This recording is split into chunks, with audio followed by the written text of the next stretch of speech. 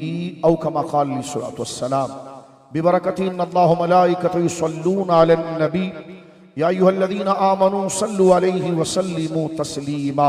कोई जुबान खामोश न रहे, जो दुरूद पाक आपको याद हो मोहब्बत से पढ़िए। अल्लाहुम्मा सल्लि अला सय्यिदिना व मौलाना मुहम्मदिन तिब्बिल क़ुलूबि व दवाइहा व आफ़ियतिल अबदानि व शिफ़ाइहा व नूरिल अब्सारि व ज़ियाइहा व अला आलिहि व सहबिही व बारिक व सल्लिम सलातन व सलामन अलैका या सय्यदी या रसूल अल्लाह। कुल्लुहुम मिन रसूलिल्लाहि मुल्तमिसुन गरफम मिनल बहर और अशफम मिनद दियमी मुनज़्ज़ह सलाम। उनके मौला के उन पे करोड़ों दुरूद, उनके अस्हाब व इतरत पे लाखों सलाम। एक मेरा ही रहमत पे दावा नहीं, शाह की सारी उम्मत पे लाखों सलाम। शुजाअत नाज करती है, जलालत नाज करती है, शुजाअत नाज करती है, जलालत नाज। हुसैन बादशाह हस्त हुसैन, शाह हस्त हुसैन, बादशाह हस्त हुसैन, दी हस्त हुसैन, दी पना हस्त हुसैन, सरदार नदात दस्तर दस्त यजीद, हक्का के बकाए हक्का के बिनाए ला इलाहा अस्त हुसैन। अल्लाह की हम्द व सना की गई है। मैं स्टेज पर जलवगर तमाम उलमाए किराम, सादात किराम, मशाइख इज़ाम और अहले सुन्ना व जमात की तमाम तंजीमात को समी में कल्ब से मुबारकबाद पेश करता हूँ।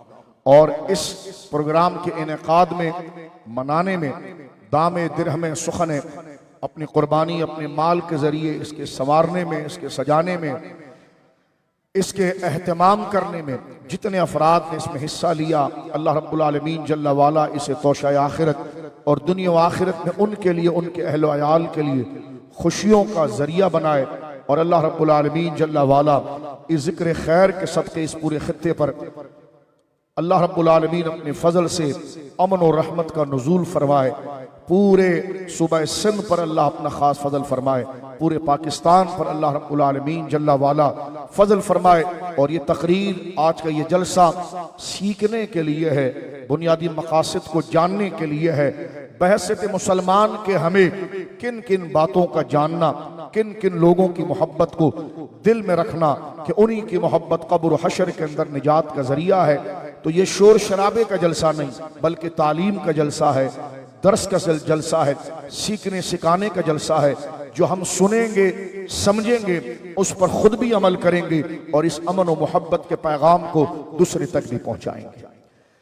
जहां पर यह सरकार इमाम आली मकाम सैयदुश शुहदा हुजूर सैयदना इमाम हुसैन रदी अल्लाह ताला अन्हु के जिक्र मनाकिब और आप ही के फैज़ से आपके तमाम गुलाम और आपके गुलामों में से एक आखिरी, यानी हमारे अरसे और हमारे इस कर्न के करीब ज़माने में वो शख्सियत जिसने दुनिया को हक की तालीम से आशना किया और दीन की जो शक्ल थी, जो जैसे चली आ रही थी, उस पर अगर किसी ने गुबार या किसी ने तहरीफ, किसी ने मिलावट या किसी ने दजल की कोशिश की, तो उसने अपने इल्मी और अपने विलायती वार से उनके नापाक अज़ाइम को नाकाम किया और दीन इस्लाम को उसी तरह साफ व शफाफ किया जैसे पहले था और उम्मत के लिए आगे बढ़ाया।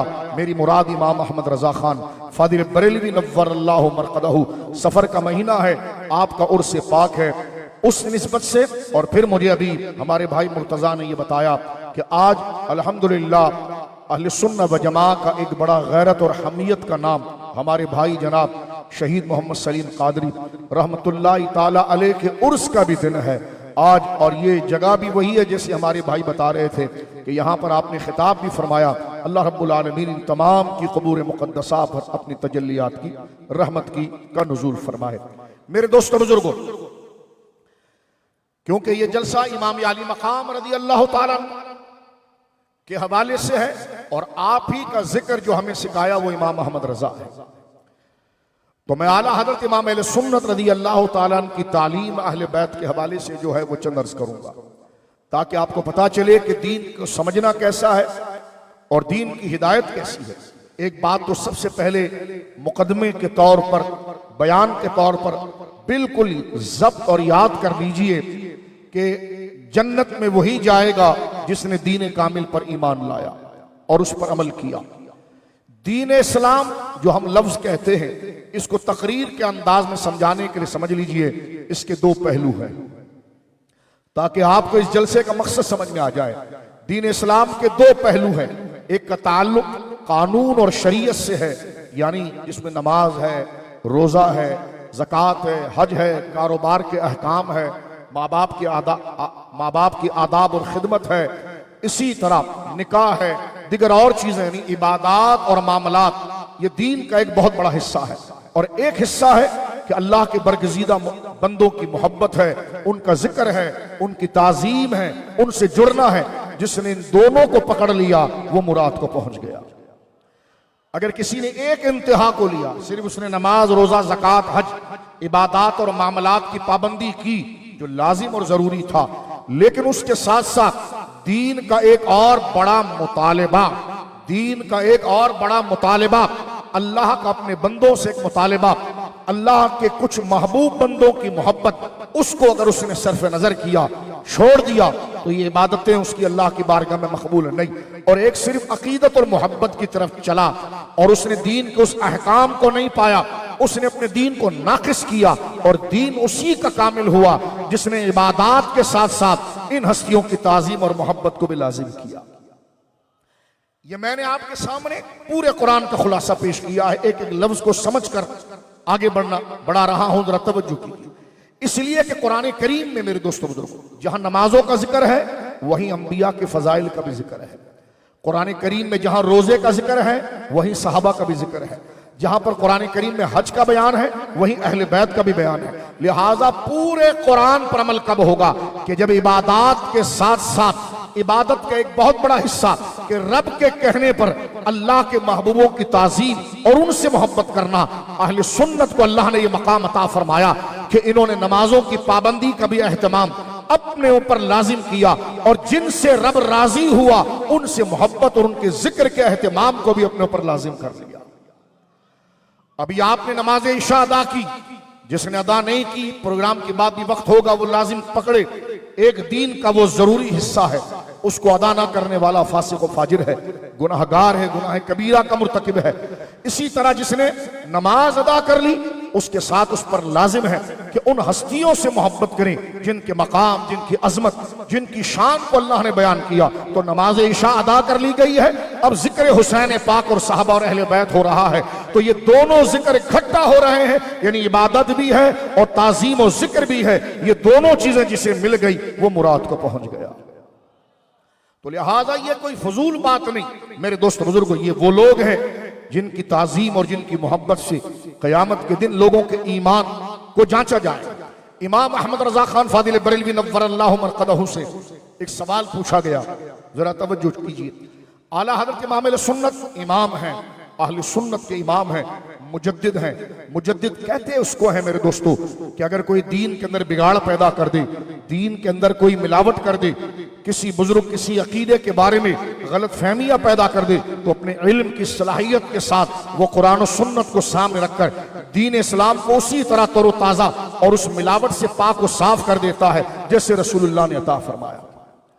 मैं इसको दूसरे अंदाज में ये भी समझाऊं ताकि आपको इस जरूरत को समझ में आ जाए। देखें, दीन इस्लाम वो है जो हुजूर ने अता फरमाया सल्लल्लाहु अलैहि वसल्लम, और ये क़यामत तक बाकी रहेगा। मैंने पहले कहा ये रस्मी जलसा नहीं, फिक्री जलसा है। हर लफ्ज पैगाम होगा मेरे और आपके लिए, हिदायत होगी। अगर हम इसको जरूरी सुनेंगे तो बद मजहबों से भी बचेंगे, बदअकीदगी से भी बचेंगे और बदअमली से भी बचेंगे। ये जलसा ना शोर शराबे के लिए किया गया, ना इख्तलाफ और इंतशार के लिए, ये सरासर हमारी तरबियत के लिए कि बर्फ की तरह जो हमारी उम्र पिघल रही है, तो हमारी जिंदगी जो पिघल रही है, तो कब्र हशर के अंदर हमने जिस सफाई सुथराई से अपने रब से मुलाकात करना है, तो वो तरबियत कैसी होगी, उसी एहतिमाम और उसी तैयारी के लिए प्रोग्राम रखा गया। मैं आपकी खिदमत में अर्ज कर रहा था, देखिए मेरे दोस्तों बुजुर्गों, जनाब रसूलुल्लाह ने जब दीन अता फरमाया, अब हुजूर के बाद कोई नया नबी नहीं आएगा, ना नई शरीयत आएगी, ना नई किताब आएगी, ना नई वही आएगी, ना नई उम्मत आएगी, ना नया नबी आएगा। क़यामत तक हुजूर ही का दीन बाकी रहेगा।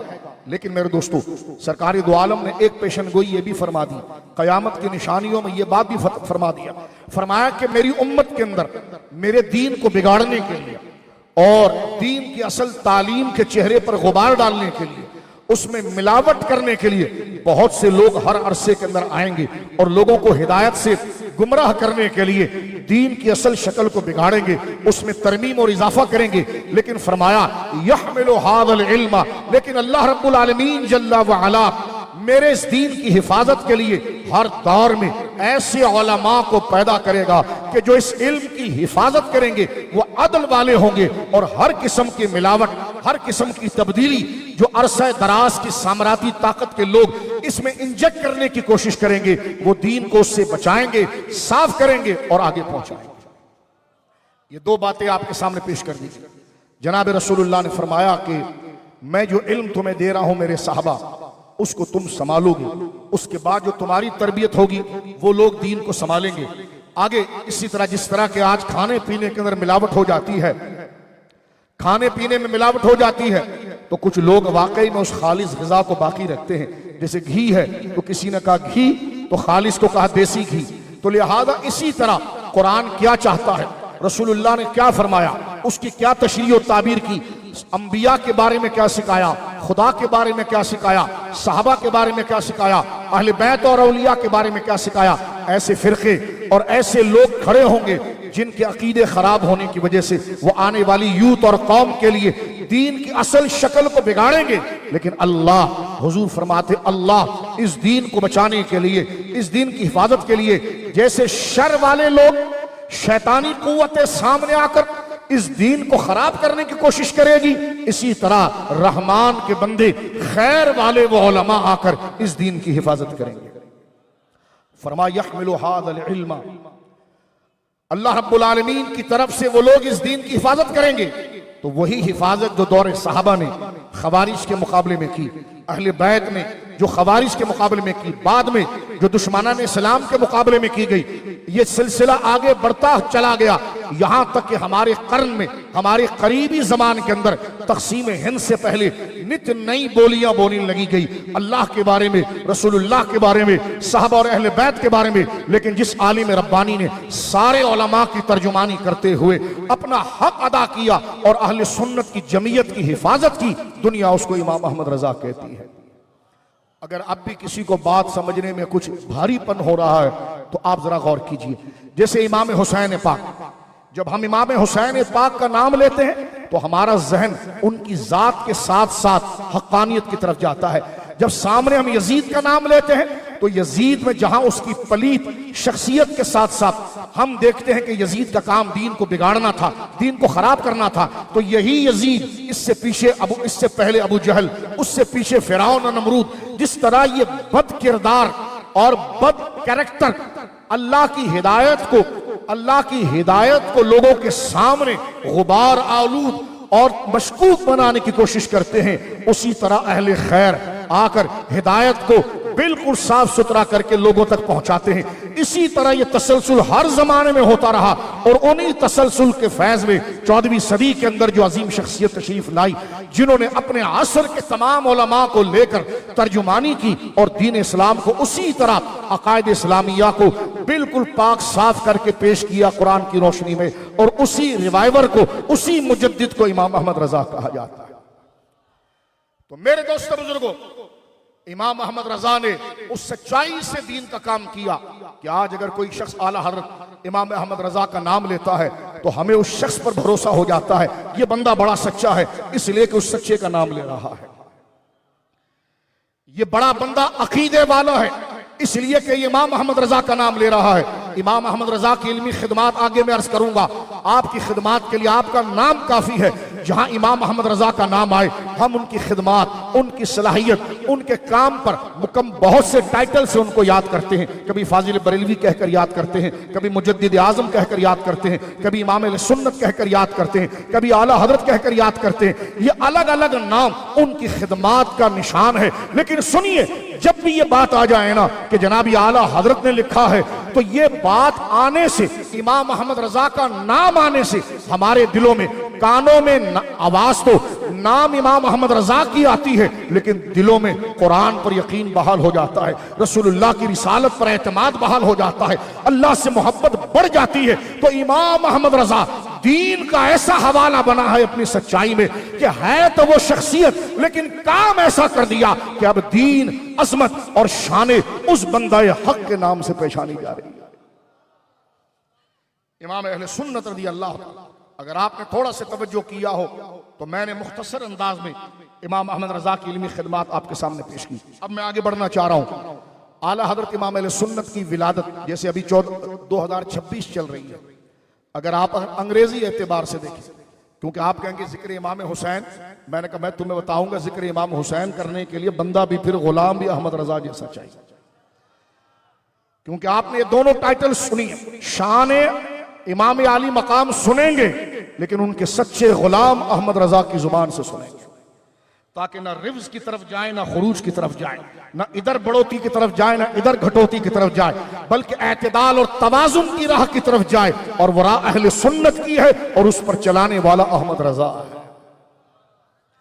तवज्जो से सुनिए मेरे दोस्तों बुजुर्गों, अभी ये 2026 चल रहा है।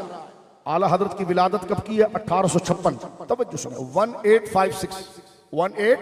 1857 जो है ये सेकंड वर्ल्ड वार हुआ था। 1857 का गदर जिसमें अंग्रेजों के साथ तकसीम हिंद, यानी हिंदुस्तान जब तकसीम नहीं हुआ था, मुसलमान पाकिस्तान बांग्लादेश सब एक साथ था और अंग्रेजों के जबर के खिलाफ मुसलमान इकट्ठा हुए थे। फजल हक खैराबादी रहमहुल्लाह ने जिहाद का फतवा दिया।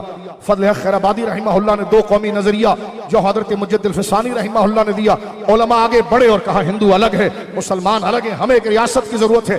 इस तहरीक की बुनियाद जो चल रही थी, तो सबसे पहले हिंदुस्तान से अंग्रेज को भगाने के लिए जो पहला गदर हुआ जिसे सेकंड वर्ल्ड वार कहा जाता है, वो 1857 है।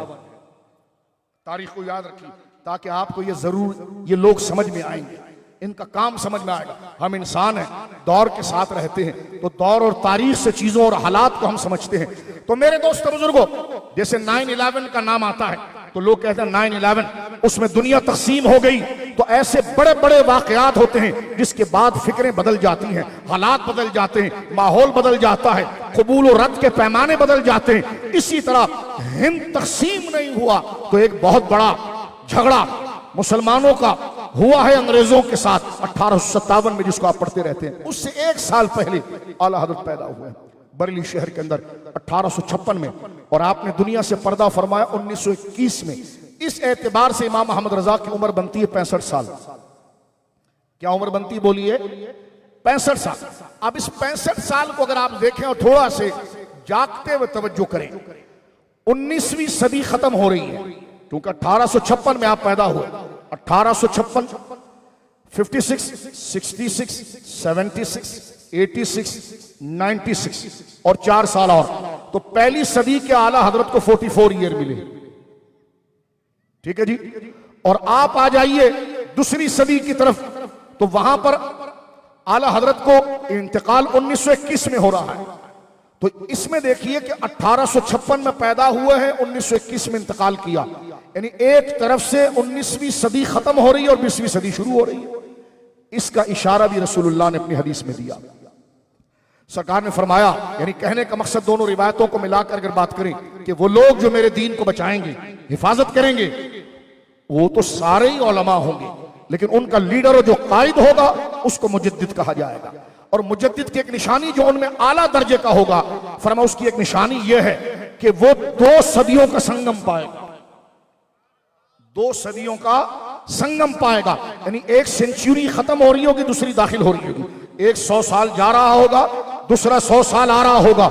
इसको हदीस में अबू दाऊद में बयान हुआ। फरमाया हजरत अबू हुरैरा से, रसूल करीम ने फरमाया, इन्नल्लाह यबअसु लिहाज़िल उम्मा अला रअस कुल्ल मिअतिन सनतिन मन युजद्दिदु लहा दीनहा।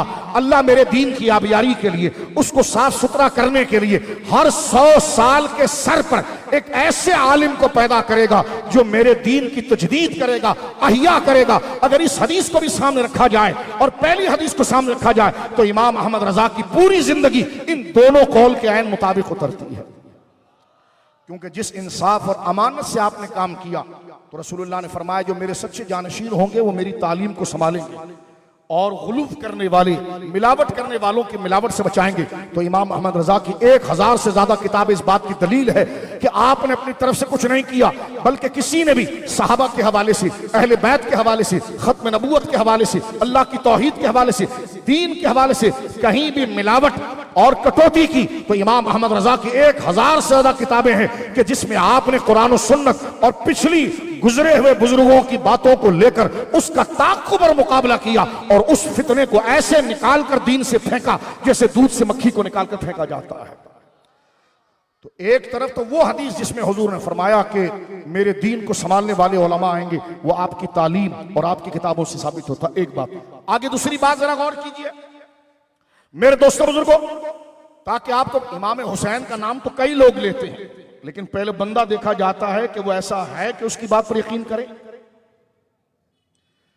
लोग तो इमाम आली मकाम का लेकर सहाबा पर तबर्रा शुरू कर देते हैं, तो उनका हुसैन करना किस काम का। इसलिए पहले मैं बंदा आपको बताऊंगा कि जिसकी जुबान से हुसैन को कबूल किया जाए, जिसकी सिकात, जिसकी अदालत हो, और उसमें आपने दोनों संगम बनाया है इमाम अहमद रजा को उर्स रखकर। तो आला हजरत ऐसी शख्सियत है कि अहले बैत और सहाबा के बारे में उनकी हर तहरीर पर आंख बंद कर जो उन्होंने सहाबा और अहले बैत के बारे में लिखा है, तो बंदा आंख बंद करके कबूल करे कि ऐसे ही अहले बैत थे और ऐसे ही सहाबा थे। तुम्हें कैसे पता चला? हमने कहा कहने वाला इतना सच्चा है तो जो बात कर रहा है वो बिल्कुल सच्ची है। बात समझ रहे हो? सुनियो, फितनों के दौर से गुजर रहे हैं। आपको कोई बात बताने वाले कई किस्म के लोग होते हैं, लेकिन आप हर एक की बात पर एतमाद नहीं करते। लेकिन एक बंदा जो सिक्का, सच्चा, अमानतदार हो, आप उसकी बात पर यकीन करके बात को छोड़ देते हैं, क्योंकि वो चीज तो आपने देखी नहीं। उस बंदे पर एतमाद करते कि भाई ये झूठ नहीं बोलता। इसी तरह दीन के लिए भी जरूरी है कि उसका रहनुमा, उसका मुबल्लिग, उसको आगे बयान करने वाला ऐसा मुत्तकी और सच्चा हो, उसकी जिंदगी का किरदार बताता हो, तो फिर उस पर एतमाद करके उसकी किताबों के जरिए बात तो कुरान और सुन्नत की होगी, लेकिन उसकी एक्सप्लेनेशन है, उसकी इंटरप्रिटेशन है, उसकी तशरीह है, उसकी ताबीर है। तो ये देखा जाए कि क्या वही ताबीर है जो सहाबा ने की, जो अहले बैत ने की, जो इजमा ने की, तो आंख बंद करके कहा जाएगा हाँ, इमाम अहमद रजा अपने असर के इतने ऊंचे आलिम हैं कि उनके अकीदे की हर तहरीर को आंख बंद करके कबूल किया जाएगा कि वही बात जो कुरान में थी, सुन्नत में थी और इजमाए उम्मत में थी, इमाम अहमद रजा ने आने वालों तक वही बात को पहुंचाया है। बात समझ में आई आपके? अब आगे चलिए मेरे दोस्तों बुजुर्गों, इमाम अहमद रजा की उम्र शरीफ कमरी एतबार से 68 ईयर बनती है और शमसी एतबार से 65 साल बनती है। अल्लाह रब्बुल आलमीन ने इल्म की वो फरावानी अता फरमाई कि 13 साल चंद महीने में आपने पहला फतवा अता फरमाया। इल्म के अंदर गहराई ये थी कि 55 साल 50 साल से ज्यादा आपने फतावे लिखी और किताबें लिखी। अब इस आलिम दीन जिसको शर्क से लेकर गरब तक सारे उलमा तस्लीम करते हैं, मैं इस पर क्योंकि आप तरीकत वाले लोग बैठे हैं तो सिर्फ एक ही हवाला पेश करता हूं जिससे आपका एतमाद बढ़ जाएगा। हमारे पंजाब के अंदर सिलसिला चिश्तिया की एक बहुत बड़ी गद्दी सियाली शरीफ, सियाल मुकद्दसा जो है वो तौसा शरीफ से मुरीद है और तौसा शरीफ जो है वो चिश्तिया शरीफ से मुरीद है।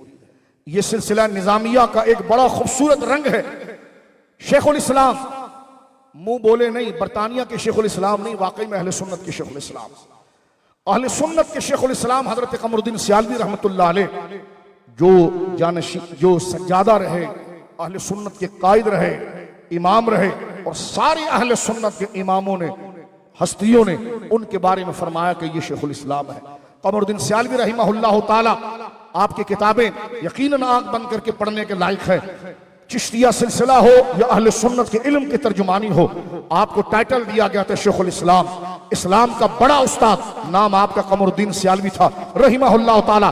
आपके फरमुदात, इरशादात बाकायदा छप के आ चुके हैं। एक उसमें अनवार कमरिया के नाम से आपके मुरीदीन, आपके खुलफा ने आपके हवाल नकल किए हैं। उसमें एक सवाल हजरत शेखुल इस्लाम से पूछा गया, एक सवाल पूछा गया कि हजरत हमारे वहां एक मस्जिद का इमाम है, वो इमाम अहमद रजा की तौहीन करता है और उनके खिलाफ बात करता है, उसके पीछे नमाज हो सकती कि नहीं हो सकती?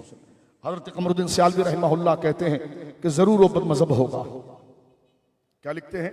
जरूर वो बदमज़हब होगा। क्यों?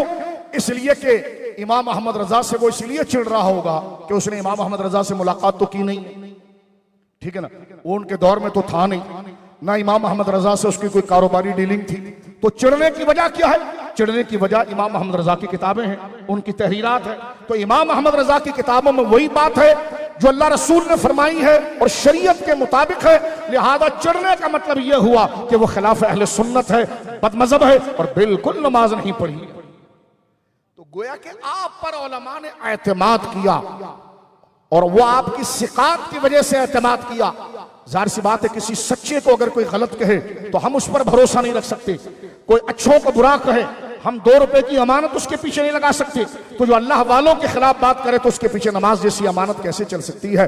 तो इमाम अहमद रजा, यहां तक मैंने आपके सामने बात की कि आला हज़रत इमाम अहले सुन्नत को बिहम्दिल्लाह ताला अहले सुन्नत के हर बुजुर्ग ने कबूल किया उनकी खिदमत की वजह से। अब ये बात जब आप सुन चुके हैं तो अब आइए इमाम अहमद रजा की बारगाह में पहुंचते हैं कि इमाम आली मकाम सैयदुश शुहदा हजरत शेर खुदा के बेटे हमारे आका हजरत इमाम हुसैन के बारे में हमें क्या अकीदा रखना चाहिए। तवज्जो है आपको भाई? सबसे पहली चीज जो इमाम अहमद रजा कहते हैं, और ठीक कहते हैं, लिखते वो हैं लेकिन वही लिखते हैं जो मर्जी शरीयत है। कोई कहे मैं इमाम अहमद रजा को नहीं मानता, मैंने कहा स्टेज से उतरने से पहले मुझसे मिल ले कौन सी बात कुरान के खिलाफ थी। हम इमाम अहमद रजा को इसलिए नहीं मान रहे सिर्फ कि वो हमारे उस्ताजों के उस्ताज हैं, बल्कि असल में ये मान रहे हैं कि जो उन्होंने लिखा वो मर्जी शरीयत लिखा, जो मिजाज शरीयत था वो लिखा। असल एतमाद उन पर दीन की वजह से है, इस्लाम की वजह से। बोलिए सुभान अल्लाह। आला हज़रत इमाम अहले सुन्नत से किसी ने पूछा, हुजूर कोई शख्स सहाबा की बेअदबी की तरफ निकल जाता है, कुछ अहले बैत की बेअदबी की तरफ निकल जाते हैं, बचने का तरीका क्या है? कितना बेहतरीन सवाल है। क्योंकि देखो, मोहब्बत भी हमारे जज्बात हैं। इंसान के जज्बात 2 किस्म के, या तो मोहब्बत करेगा या नफरत करेगा। फिर मोहब्बत की भी कोई हद ना हो। बंदा जब मोहब्बत में आता है तो बेलगाम हो जाता है, नफरत में आता है तो बेलगाम हो जाता है। अब मुसलमान वो है जो मोहब्बत करेगा तो एक हद तक करेगा, किसी से दुश्मनी करेगा तो एक हद तक करेगा। सवाल हुआ कि हजरत ये बताइए कि एक को देखा कि वो सहाबा का जिक्र सुन के चिढ़ जाता है, और एक वो है कि जो आले पाक अहले बैत का जिक्र सुन के चिढ़ जाता है। अब हैं तो ये दोनों गलत। तो हुजूर, हम अपने दिल लोगों के दरमियान रहते हैं, लोगों की बोलियां सुनते हैं, नई नई किताबें पढ़ते हैं, नई नई बातें सुनते हैं, तो हम कैसे दोनों की मोहब्बत को दिल में रख सकते हैं कि ना सहाबा के बेअदब में जाए ना अहले बैत के बेअदब में जाए? तो इमाम अहमद रजा का ये जुमला सोने के पानी से लिखने के लायक है। क्या खूबसूरत नुस्खा आपने इस फितने वाले दौर में नौजवानों, मुझे और आपके ईमान को बचाने के लिए लिखा। खुदा की कसम, इस जुमले को जितना समझोगे तो आप वाह वाह करते रह जाओगे कि कितना बैलेंस, कितना खूबसूरत तरीका हमें जहन्नम से बचने वाला बताया और जन्नत में जाने वाला दिखा दिया। फरमाया, सुनो, पहले ये गौर करो कि तुम सहाबा को किस वजह से मानते हो और तुम अहले बैत को किस वजह से मानते हो। फरमा, सहाबा को अगर तुम इसलिए मानते हो कि वो अरब के रहने वाले थे तो मुमकिन है कि तुम उनकी कहीं बेअदबी कर दो। अगर तुम अहले बैत को अगर इसलिए मानते हो कि वो सिर्फ बनु हाशिम है तो बहुत मुमकिन है बेअदबी कर दो। लेकिन मुसलमान सुन्नी वो होता है कि सहाबा और अहले बैत को उनके वतन और इलाके की वजह से नहीं मानता, असल वो मानता उनको रसूलुल्लाह की वजह से है। अब आप देखिए, यहां पर मेरे दोस्त बुजुर्ग का कारोबार होता है, तराजू की 2 थालियां होती है। तवज्जो है आपकी? मैं बहुत आसान नीचे से नीचे आकर, ताकि हर तरीके से मेरे दोस्तों आप समझ लें। तराजू की 2 थालियां होती हैं, और अदल और इंसाफ क्या है? जब दोनों थालियां बरकरार रहें, बराबर रहें, मुहाजात रहें, आमने सामने रहें, और लेकिन उनको बराबर करने वाली चीज क्या है? वो ऊपर का असल कांटा है। अगर वो दुरुस्तगी के साथ है तो दोनों थालियां बरकरार है। तो इमाम अहमद रजा फादिल बरेलवी रहमहुल्लाह कहते हैं, मुसलमान पहले इस बात पर गौर कर, बड़ी तवज्जो सुनिए। फरमाया, मोहब्बत यकीनन इस्लाम का, जब तवज्जो से जरा सुनिएगा, हिलजुल मत कीजिएगा, हिलजुल मत कीजिएगा बेटा। ये सारा सामान उठा के साइड में ले जाओ, तुम्हें पता ही नहीं है मौजू क्या बयान हो रहा है। साइड में तवज्जो से ये सुन्नी इधर उधर ना देखें ना, तो खुदा की कसम इनका अकीदा कोई ना छेड़े। ये जब इधर उधर देखते हैं तब फिक्र लगती है। हमें तकरीर सुनाने का शौक नहीं है, कब्र में जवाब देना होगा कि यहां पर बैठकर हमने बयान क्या किया था। मेरे दोस्तों, इतना वक्त आपने दिया है, अल्लाह उसके रसूल के लिए दिया है।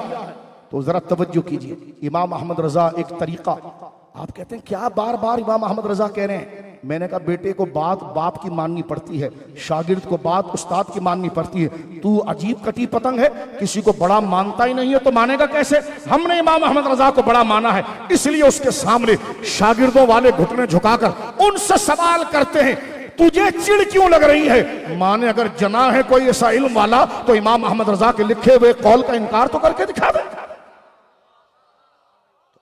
शक ना करना, जाहिर सी बात है। अगर हम स्कूल जाते हैं तो उस्ताद से पूछते हैं हजरत ये कैसा है? आप बाकायदा कहते हैं मेरे उस्ताद ने ये कहा, मेरे लीडर ने ये कहा। आप कहते हैं क्या लीडर करता है, क्या उस्ताद करता है? आप कहेंगे भाई यही तो इल्म हासिल करने का तरीका है। तू कोई माँ के पेट से इल्म हासिल करके आया, उसका कोई उस्ताद होना चाहिए, कोई मुर्शिद होना चाहिए। यहां इमाम अहमद रजा का नाम बहैसियत इस्लाम के उस्ताद के, और हम एक अदना उम्मती के बैठे हैं और उनसे पूछ रहे हैं कि आपसे हम रसूलुल्लाह का दीन सीख रहे हैं, तो आप हमें बताइए कि हम मोहब्बत कैसे करें? क्योंकि हम अहले सुन्नत हैं, हमारे दिल में मोहब्बत का जज्बा है। मोहब्बत कैसे करें? तवज्जो से सुनिए मेरे दोस्तों। इमाम अहमद रजा कहते हैं इंसान मोहब्बत किए बगैर नहीं रह सकता, हकीकत है। और इंसान नफरत किए बगैर भी नहीं रह सकता, यह भी हकीकत है। क्योंकि अंदर के जज्बे छुपाए तो नहीं, लेकिन देखा जाएगा कि जहां मोहब्बत करनी है वहां नफरत करना गुनाह, और जहां नफरत करनी है वहां मोहब्बत करना गुनाह। कोई शैतान से मोहब्बत करेगा तो सवाब मिलेगा, माज़अल्लाह बोलिए, गुनाह मिलेगा। और शैतान से नफरत करेगा तो सवाब मिलेगा। तो पता चला नफरत भी एक अच्छी चीज है, लेकिन जहां करनी है। नफरत भी लायक अजर बनती है, लेकिन जिनके लिए करनी है। और मोहब्बत उस वक्त लायक अजर बनती है जब करनी है। तो इमाम अहमद रजा एक बड़ी प्यारी बात फरमाते हैं, फरमाए सुनो, तुम मुसलमान हो तो तुम्हारी मोहब्बत की वजह ज़ात मुस्तफ़ा होनी चाहिए।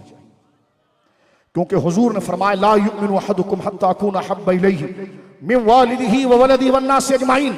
ये जलसा नहीं, एक तरबियत हो रही है। जनाब रसूलुल्लाह ने फरमाया, बुखारी में यह हदीस हजरत अनस इब्न मालिक से भी है और हजरत अबू हुरैरा से भी है। सरकार दो आलम फरमाते हैं कोई भी कलमा पढ़ने वाला उस वक्त तक मोमिन कामिल नहीं हो सकता जब तक मैं मुस्तफ़ा उसके नजदीक, उसकी माँ, उसके बाप, उसकी औलाद, हर रिश्ते से ज्यादा अजीज ना हो जाऊं। क्या मतलब यह है कि उसकी मोहब्बत की वजह मैं बनूं, कि जो मुझे अच्छा लगेगा वही मेरे उम्मती को अच्छा लगना चाहिए। तब पता चलेगा कि हमने मोहब्बत अपनी पसंद से नहीं की है, रसूलुल्लाह की पसंद से की है। बात समझ गए? आला हजरत पहली बात हमारी तरबियत करते हुए हमें सिखाते हैं, मोहब्बत की वजह कोई रंग, कोई रोगन, कोई और नहीं, बल्कि हुजूर की जात होनी चाहिए। तो फरमाया सुनो, लैसा हुब्बु सहाबत लिज़वातिहिम व लैसा हुब्बु अहले बैति लिअनफुसिहिम बल हुब्बुहुम जमीअन बिवुसरतिहिम बिरसूलिल्लाह। फरमाते सहाबा से मोहब्बत हमें उनके इलाकों की वजह से नहीं, अहले बैत से मोहब्बत हमें उनके इलाकों की वजह से नहीं, बल्कि दोनों से मोहब्बत हमें रसूलुल्लाह की वजह से।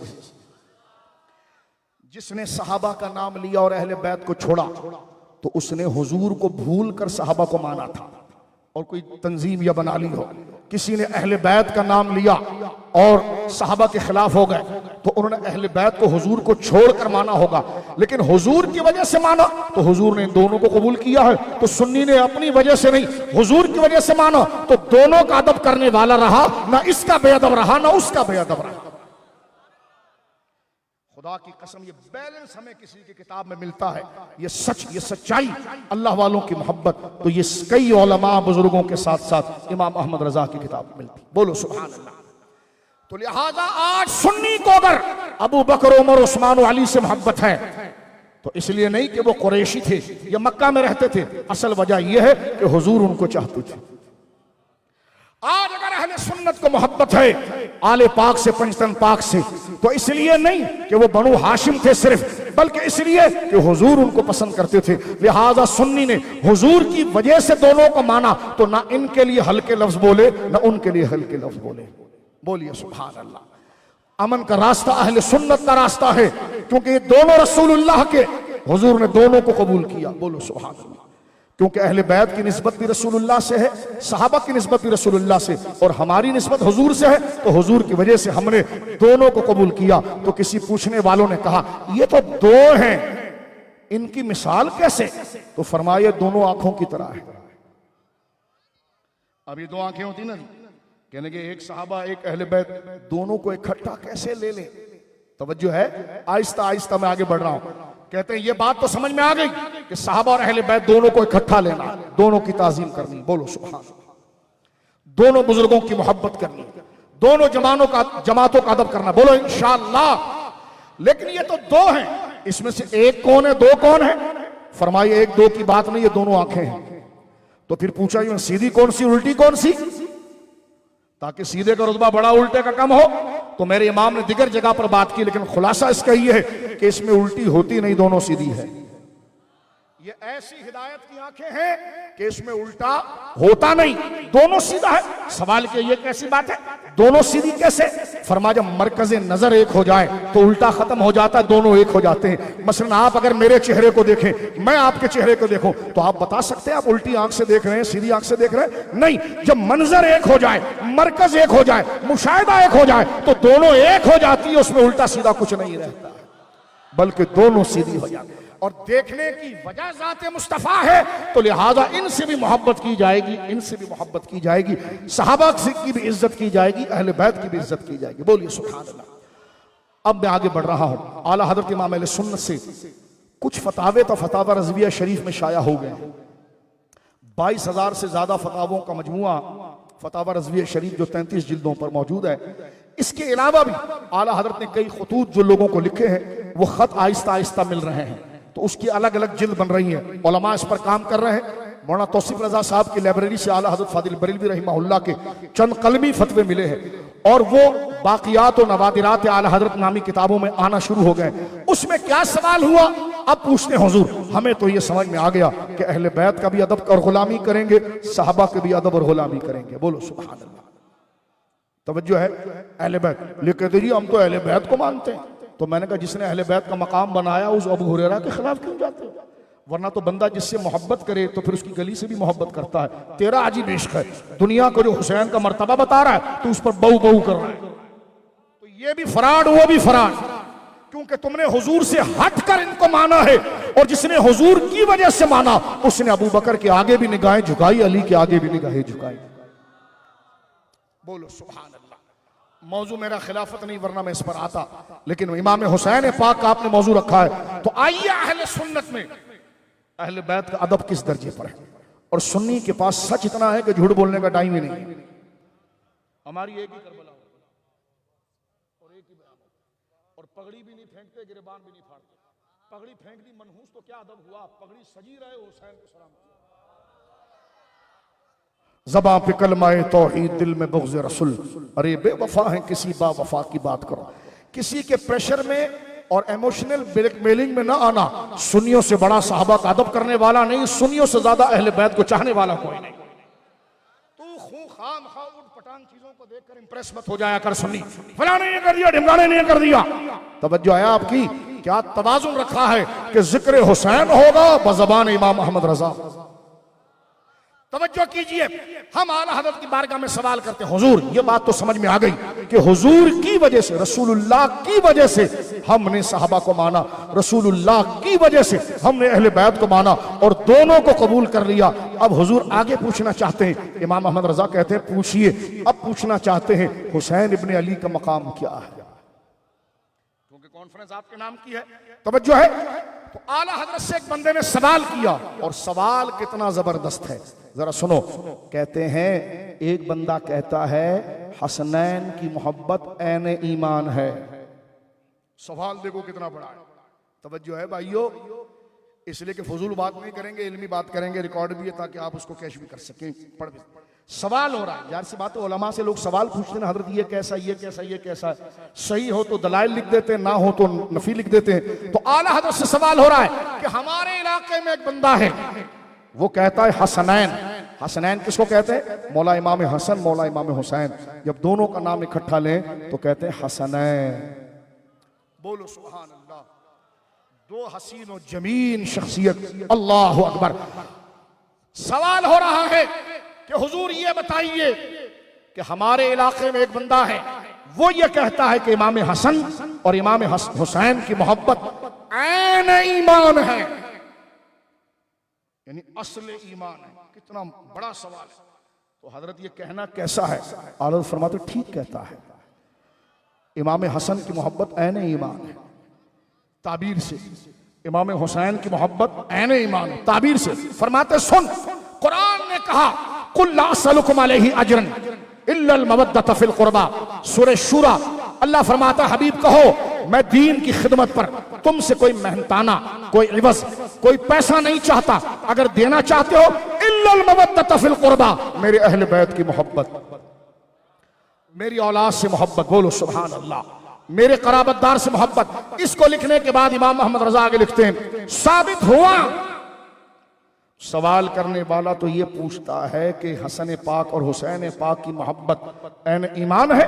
जवाब में इमाम मोहम्मद रजा इस आयत को लिखने के बाद कहते हैं हाँ, इमाम हसन और हुसैन की मोहब्बत समराए ईमान है। अब जुमला सुनिए क्या फरमाया। समर कहते हैं फल को, अली बाताफा, समरा ईमान। आप जिस दरख्त पर लगे हुए फल को देखेंगे तो आप ये कहेंगे कि दरख्त मुर्दा है। आप कहते हैं अबे अगर दरख्त मुर्दा होता तो फल कैसे लगता। दरख्त पर फल है, इसका मतलब है कि दरख्त की जड़ें जिंदा है। क्या तारीखी जुमला इमाम मोहम्मद रजा लिखते हैं। फरमाते हैं सुन, इमाम हसन और इमाम हुसैन की मोहब्बत समरा ईमान है, यानी जिनको तू देख के वो दोनों को चाह रहे हैं, इसका मतलब यह कि उसके दिल में ईमान जिंदा है, इसलिए उसके दिलो ज़ुबान पर हुसैन इब्न अली का नाम आ रहा है। बोलो ना सुभान अल्लाह। ये इमाम मोहम्मद रजा की तालीम है। फरमाया कि ये नाम आ रहा है, ये मकाम मर्तबा।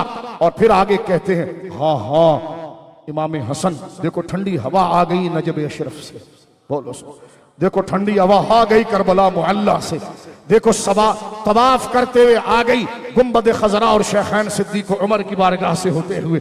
बोलो सुभान अल्लाह। महबूब रब आर्श है इस सब्ज कुब्बा में, पहलू में जलवागाह अतीको उमर की है। क्या फरमाते हैं? फरमाया हाँ, लोग कयामत के दिन मोहब्बत की वजह से बख्शे जाएंगे। बुखारी शरीफ की हदीस है। मेरे दोस्तों आपका टाइम जाया नहीं, ये मजबूत वक्त है। सरकारे दो आलम लोग पूछते हैं हजरत कब्र में क्या होगा, हशर में क्या होगा। मैंने कहा दिलों से फैसले होंगे, मोहब्बतों से फैसले होंगे। जनाब रसूलुल्लाह फरमाते अल मरो मा मन हब्बा, आदमी दुनिया में जिसको चाहता था।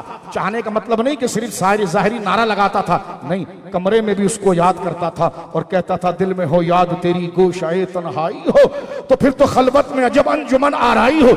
जिसको आप तन्हाई में चाहने लगे, जिसको आप तन्हाई में तसव्वुर आ जाए तो उसके खिलाफ सोचने को आप बुरा समझे और उसकी याद को सोचने में आपको लज्जत आ जाए, इसका मतलब वाकई में आपको दिल से मोहब्बत हो गई है।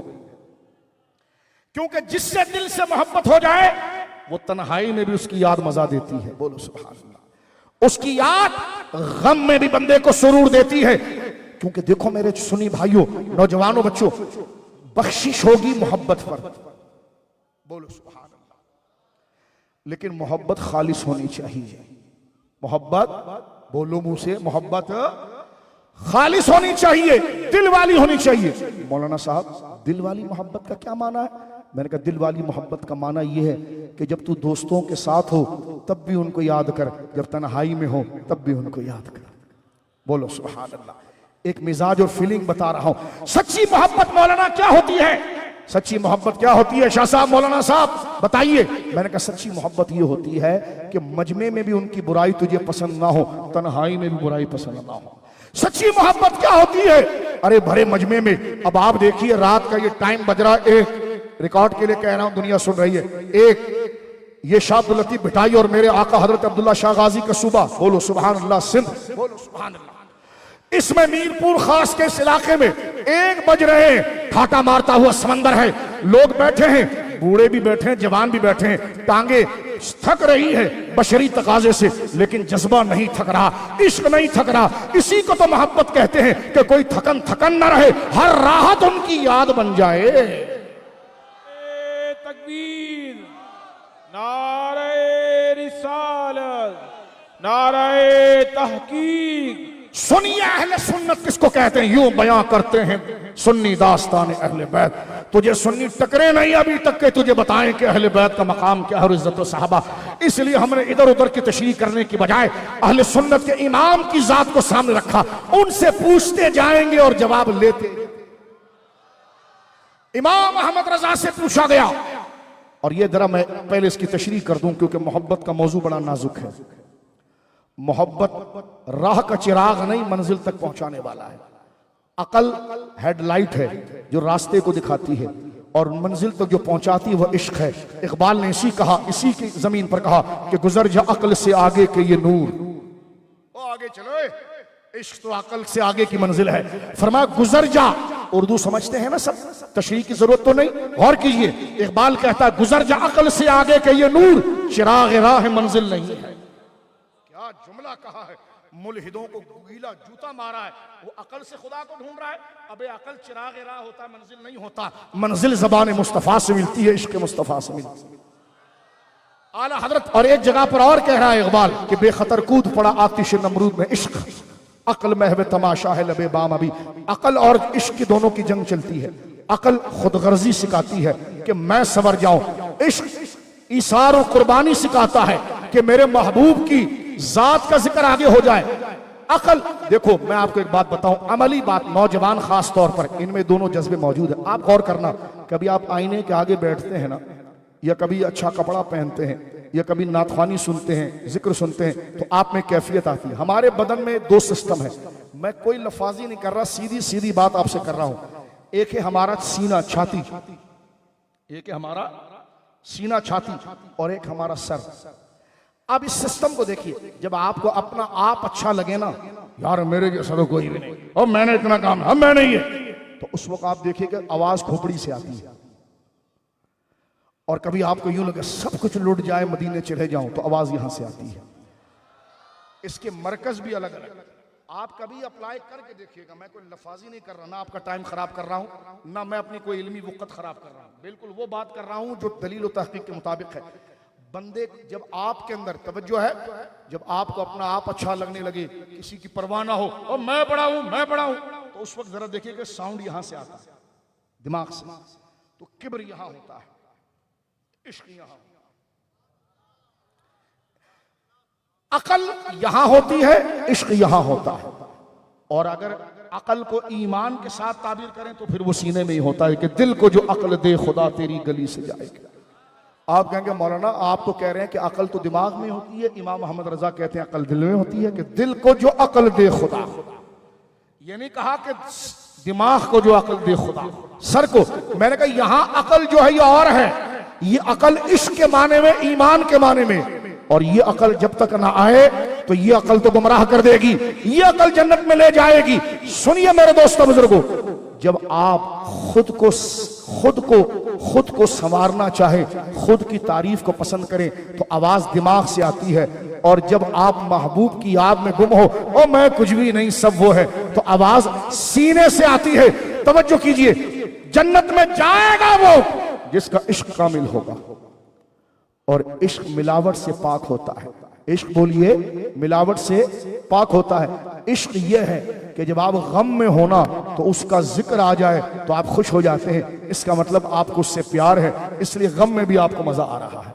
तो लिहाजा जिसकी मोहब्बत सादिक रही, रसूलुल्लाह ने फरमाया अल मरउ मा मन हब्बा, कयामत के दिन लोग जिससे मोहब्बत करते थे उसी के साथ होंगे। लोग कहते हैं मौलाना साहब हम कयामत में किसके साथ होंगे, क्या होगा? मैंने कहा रसूलुल्लाह ने वन लाइन इस मसले को खत्म कर दिया। फरमाया दुनिया में जिसको तू तन्हाई में याद करता था, तेरा दिल जिससे लगता था, जिसकी शान को गुनगुनाने तेरा दिल करता था, जिसकी याद तेरा दिमाग उसके खिलाफ सोचने में घिन करता था और उसके बारे में अच्छा सोचने में खुश होता था, तो जिसके साथ तेरी ऐसी मोहब्बत थी तो तू कहीं भी मर उठेगा उसी के साथ, बोलो रहेगा उसी के साथ। तो फैसले हो गए कि अल मरो मा मन हब्बा, आदमी उसी के साथ होगा जिससे वो मोहब्बत करता है, बोलिए सुभान, जिससे वो मोहब्बत करता है। और मोहब्बत उस वक्त तक नहीं आ सकती जब तक आप उसको पहचानोगे नहीं। तवज्जो है आपकी? लोग कहते हैं जी मोहब्बत रसूल तो जरूरी है मौलाना, तो मैंने कहा फिर मिलाद को क्यों मना किया? क्योंकि मिलाद, अब मिसाल के तौर पर अगर आप किसी को जानते नहीं तो मोहब्बत कैसे करोगे? जानने से भी मोहब्बत नहीं होती जब तक उसके कमालात को नहीं जानोगे। उसकी शानों को नहीं जानोगे तो लोग ये तो कहते हैं कि मोहब्बत रसूल जरूरी है, फिर मिलाद को बिदअत कहते हैं। मुझसे कहते हैं मिलाद क्या है? मैंने कहा हुजूर की मोहब्बत की प्रैक्टिस है जिसमें सरकार की शान।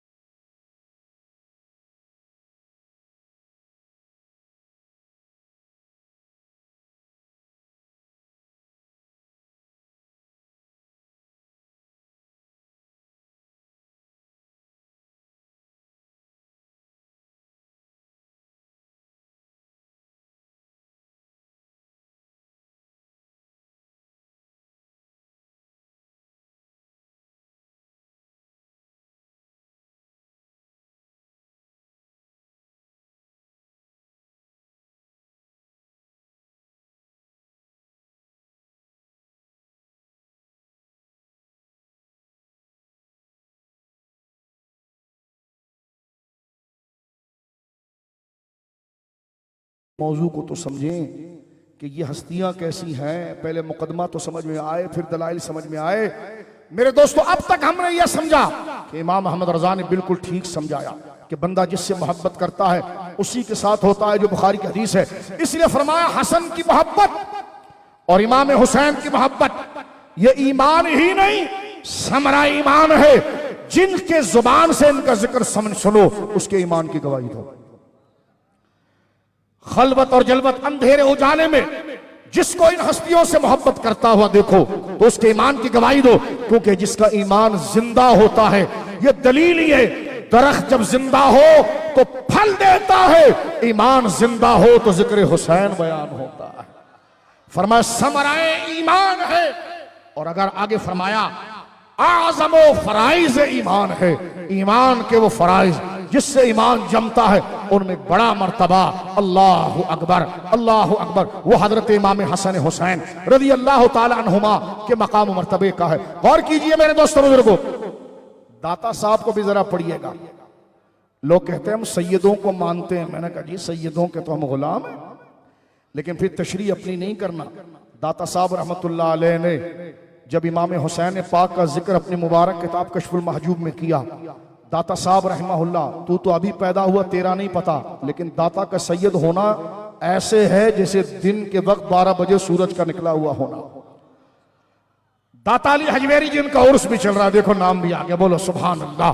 और आवाज यहां से लेकर वहां तक आ जाए, गंज बख्शे फैज आलम, गंज बख्शे फैज आलम, मजहरे नूरे खुदा नाकिस। तू क्यों चुप है बेटा, पढ़ मेरे साथ, गंज बख्शे फैज आलम, क्योंकि यहां चुप रहेगा तो दिल चुप ना हो जाए, यहां बोल कब्र और हश्र में भी दिल बोलेगा। गंज बख्शे फैज आलम, मजहरे नूरे खुदा नाकिसारा पीर कामिल कामिल आरा रहनुमा। दाता साहब रहमतुल्लाह अलैह जो तनकीद की नजर से सुन रहे हैं, मैं उनका भी एहतमाम करता हूं और उनसे कहता हूं काश हम तो तेरे जैसे बंदे ढूंढते हैं जो हमारी बात पर तवज्जो तो करे, तवज्जो तो कर हमारी बात पर। मेरे दोस्तों बुजुर्गों सुनो, मेरे दोस्तों, दाता साहब रहमतुल्लाह अलैह 8 वास्तों से इमाम हसन के बेटे हैं। आवाज आ जाए ना सुभान अल्लाह की, आवाज आ जाए ना सुभान अल्लाह। इमाम हसन पाक की बाज रिवायत के मुताबिक 9 बेटे हैं।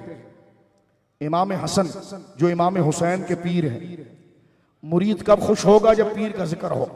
हमारे वहां तरीका यह कि हुसैन इब्ने अली का नाम लिया जाता है, लेकिन पहले हुसैन राजी होंगे तो फैज मिलेगा, और हुसैन राजी होते जब हैं जब उनके नाना का जिक्र हो और उनके मुर्शिद उनके बड़े भाई हसन का जिक्र हो। इमाम हसन मुश्तबा मौलाए कायनात और सैयदा पाक के बड़े शहजादे, बोलो सुभान अल्लाह। बेटा मुंह नहीं चलाना, मुंह बंद रखो, मुंह नहीं चलाना, ठीक है। कोई पान मान खाए बगैर ऐसे जिक्र सुनो जैसे नमाज में मुंह सफाई के साथ जिक्र होता है। जितनी अकीदत होगी उतना ईमान दिल में आएगा। इमाम हसन मुश्तबा के 15-9 के करीब बेटे हैं, जिनमें 2 बेटों से आपकी नस्ल चली है, बोलो सुभान अल्लाह। कितने बेटों से बोलो ना, कितने? एक हजरत हसन मुसन्ना, हसन मुसन्ना इमाम हसन के बेटे, और एक हजरत जैद बिन हसन। ये दो बेटे बड़े मशहूर हैं। हसन मुसन्ना उनके बेटे मेरे दोस्तों बुजुर्गों अब्दुल्ला महज, उनके बेटे नफ्स ज़किया, उनके बेटे मेरे आका अब्दुल्ला शाह गाजी रहमतुल्लाह अलैह। ये हसनी सादात का सिलसिला। तो हजरत हसन मुसन्ना रज़ी अल्लाह ताला इन्हीं की औलाद में गौसे आजम आए हैं 10 वास्तों से। यानी इमाम हसन के दो बेटे, इमाम जैद बिन हसन और इमाम हसन बिन हसन, जिनको हसन मुसन्ना कहते हैं, जूनियर हसन, सेकंड हसन, चेहरे में अपने वालिद की तरह थे। इनकी 10वीं लड़ी में, हसन मुसन्ना की 10वीं लड़ी में सरकार गौसे आजम है। बोलिए सुभान अल्लाह। जिनकी शान ये है कि सर भला क्या कोई जाने के है कैसा तेरा, औलिया मलते हैं आंखें वो है तलवा तेरा, राज किस शहर पे करते नहीं तेरे खुद्दाम, बाज किस नहर से लेता नहीं दरिया तेरा, मजरे चिश्त बुखारा इराक अजमेर, कौन सी किश्त नहीं जिसमें बरसा नहीं झाला तेरा।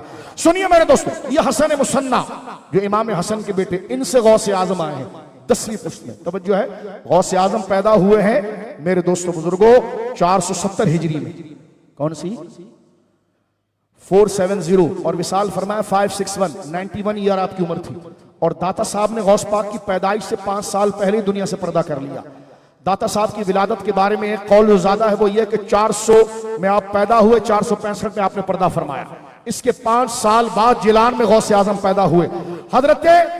हजरत इमाम हसन मौला अली के बड़े शहजादे, बोलो ना सुभान अल्लाह, आपके बड़े शहजादे, आपके 2 बेटे बड़े मशहूर, हसन मुसन्ना, इनसे गौसे आजम आ रहे हैं। दूसरे हजरत जैद, इसकी 8वीं पुश्त में आ रहे हैं हजरत दाता अली हजवी। कुछ सैयदों की बातें हो जाएं, हमारे वहां तो बच्चा बच्चा नूर का है, 12 हो 18 हो 25 हो सब नूर वाले हैं। बोलो सुभान अल्लाह। आइए, दाता साहब का नाम आया है, मैं इमाम हसन की तारीफ करके हुसैन इब्ने अली को खुश करूंगा और दाता साहब के दादा और दादी का जिक्र करके दाता साहब को खुश करूंगा। दाता साहब बेटे हैं इमाम जैद बिन हसन के। हजरत जैद कौन है? हजरत हसन के बेटे हैं इमाम हसन के, और पोते हैं मौला अली शेर खुदा के। उनके बेटे हसन अनवार हैं। उनके बेटे इमाम हसन बिन अली, इमाम हसन मुश्तबा, उनके बेटे जैद बिन हसन, उनके बेटे हसन अनवार, उनकी बेटी सैयदा नफीसा। जरा किताब उठा के पढ़ो उस्मार रिजाल में। ऐसा था कि दुनिया में एक दफा सैयदा जहरा फिर आ गई। हजरत दाता साहब की परदादी हैं और इमाम हसन की परपोती है। इमाम हसन के बेटे जैद के बेटे हसन अनवार की बेटी सैयदा नफीसा, जो मौजूदा मिस्र काहिरा में आराम फरमा रही है, बहू है इमाम जाफर सादिक की, बहू है मेरे आका इमाम जाफर सादिक की। इमाम जाफर सादिक के सबसे बड़े बेटे जो मेरे आका हजरत मूसा काजिम के बड़े भाई है हजरत इसहाक। हजरत इसहाक की ज़ौजा है सैयदा नफीसा। शादी होकर उसी हुजरे में आई जहां मौला के साथ सैयदा ज़हरा आई। वही बाबे जिब्रील से आने वाला वो मुकद्दस हुजरा। शान और करामत यह है कि मिस्र के आशिकाने अहले बैत आपको मिस्र ले गए। जब आप मिस्र पहुंची हैं तो करीब घर में पड़ोस में यहूदी बच्ची थी जो माजूर और मफलूज थी।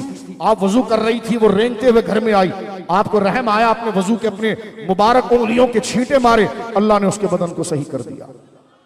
आपकी करामत का ज़ुहूर हुआ। यह दौर मोहम्मद बिन इदरीस इमाम सुन्ना इमाम शाफई का है। इमाम शाफई खुद हाशमी है।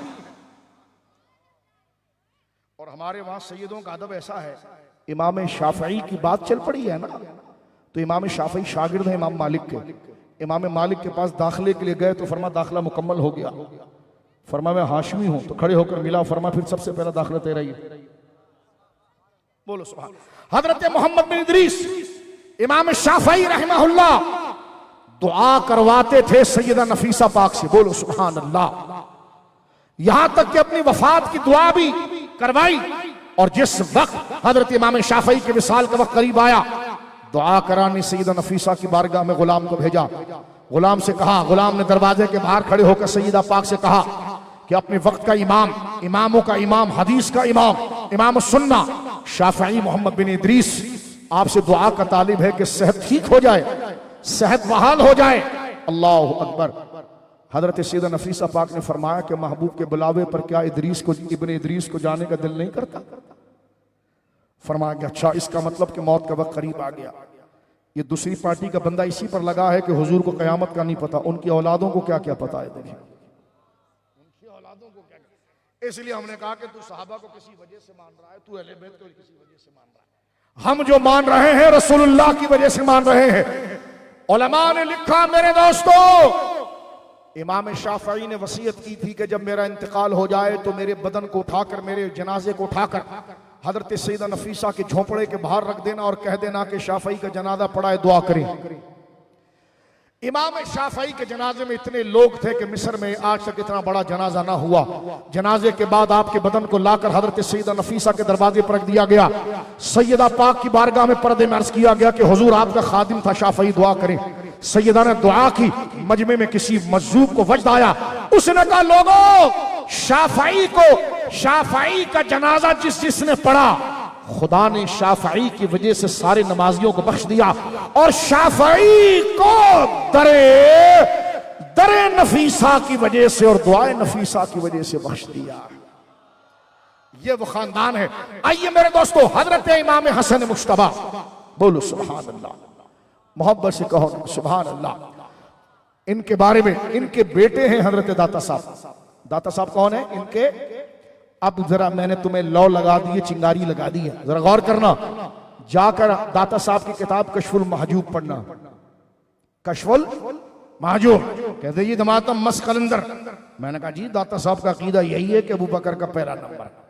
कहने का ये तरीकत वालों का नहीं। मैंने कहा तू फराडी है, तरीकत बगैर शरीयत की होती नहीं। तरीकत में अगर अकीदा ना हो तो इल्हाद और साधुगिरी है। तरीकत बनती जब है कि जिसमें अकीदा अहले सुन्नत का आए, और तरीकत तो बनती अकीदे से है। आला हजरत ने इसलिए फरमाया कि तरीकत चश्मा है और उसने फूटने वाला दरिया, शरीयत चश्मा है, उससे फूटने वाला दरिया जो है वो तरीकत है। शरीयत फैज आम है, उसका एक टुकड़ा तरीकत है। तो तरीकत जुड़ा हुआ ईमान के साथ, और ईमान अकीदे को कहते हैं, अहले सुन्नत को कहते हैं। कोई पीर शेख चाहे जितना तावीज दे, दुआ करे, अच्छी बात है, लेकिन अकीदा अगर अहले सुन्नत का ना होगा तो वो साधु व्यापारी तो हो सकता है, बनिया हो सकता है, सुन्नियों का पीर नहीं हो सकता। ये मैंने गाली नहीं दी, हुक्म बयान किया, इसलिए कि तरीकत के अंदर ईमान जरूरी है। तवज्जो है आपकी। और दाता साहब सुन्नियों का पीर है, इसलिए जब आप कशफुल महजूब लिखते हैं तो लिखते हैं किसी को इजाजत नहीं है कि अव्वलियत में कोई कदम अबू बकर से आगे रखे। हम पर नहीं खुला। तो मैंने कहा तुझे तो इस्तिंजे के मसले नहीं आते, तुझ पर क्या खुलेंगे? मैं के पास गया, उसने अपने आस्ताने पर 3600 फोटो लगाए हुए थे। आस्ताने पर हमारी जान कुर्बान, तुझसे दर दर से सख्त, हम खुद आस्ताने वालों की औलाद है, जो है आपकी। लेकिन हम आपको यह बात बताना चाहते हैं, आस्ताने पर फोटो लगाते हैं, गौस पाक का गुंबद का, दाता साहब के गुंबद का लगा होता ना, फ्रेम लगा होता है ना मजार का, सुभान अल्लाह, लगाना चाहिए, मना नहीं है। लेकिन मैंने बैठे हुए बंदे से कहा ये बकबक क्यों करता है? इतनों के फोटो तूने लगाए हैं अपने कमाल के लिए, इन्होंने कोई किताबें लिखी है? नहीं लिखी है, बहुत लिखी है। तो मैंने कहा खुद मत बोला कर, इनका लिखा हुआ बढ़ा दिया कर, तो फितने पैदा ना। जब तू खुद बोलता है तो फितना होता है। दाता साहब रहमतुल्लाह अलैह की मुबारक किताब कशफुल महजूब, बोलो सुभान अल्लाह, बोलो सुभान अल्लाह, बोलो सुभान अल्लाह। मेरे दोस्तों बुजुर्गों, दाता साहब रहमतुल्लाह अलैह की किताब कशफुल महजूब, आपने कहा अंबिया के बाद सबसे बरगुजीदा शख्सियत अबू बकर सिद्दीक है। आवाज आ जाए सुभान अल्लाह। आगे चलकर लिखा है कि जनाब किसी की मजाल नहीं, किसी को इजाजत नहीं कि इस मकाम में अबू बकर से आगे कदम रखे। जो विलायत वाले थे उनको यह मकाम है। तू चरसी कवाल की पैदावार है कि तू हमको बताएगा विलायत क्या है? तवज्जो है आपकी।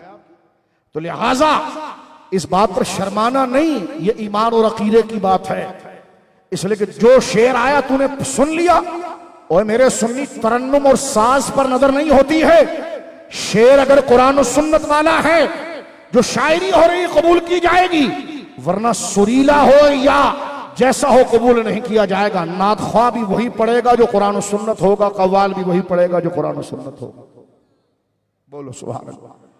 कव्वाल को खुद कुछ नहीं आता, शेर पढ़ रहा, भाई किसका लिखा हुआ है? ये तो अहले सुन्नत का मजहब नहीं है, तरीका नहीं है। लिहाजा अपनी रिवायतों को दुरुस्त करें, अपने मामलात को दुरुस्त करें। पहले कव्वाल को मुसलमान करें, फिर उससे कलाम पढ़ें। जो शेर वो पढ़ रहा है उलमा से तस्दीक करवाएं। तवज्जो है, ऐसे अशार उसके अंदर होने चाहिए, क्योंकि आपने आला हजरत और हुसैन इब्न अली का नाम लिया है। हुसैन वो है जो यजीद के गले पर पांव रखते हैं, और सुन्नी वही होता है जो हुसैन के नक्शे पर चलते हुए बदअकीदा की गर्दन पर पांव रखता है।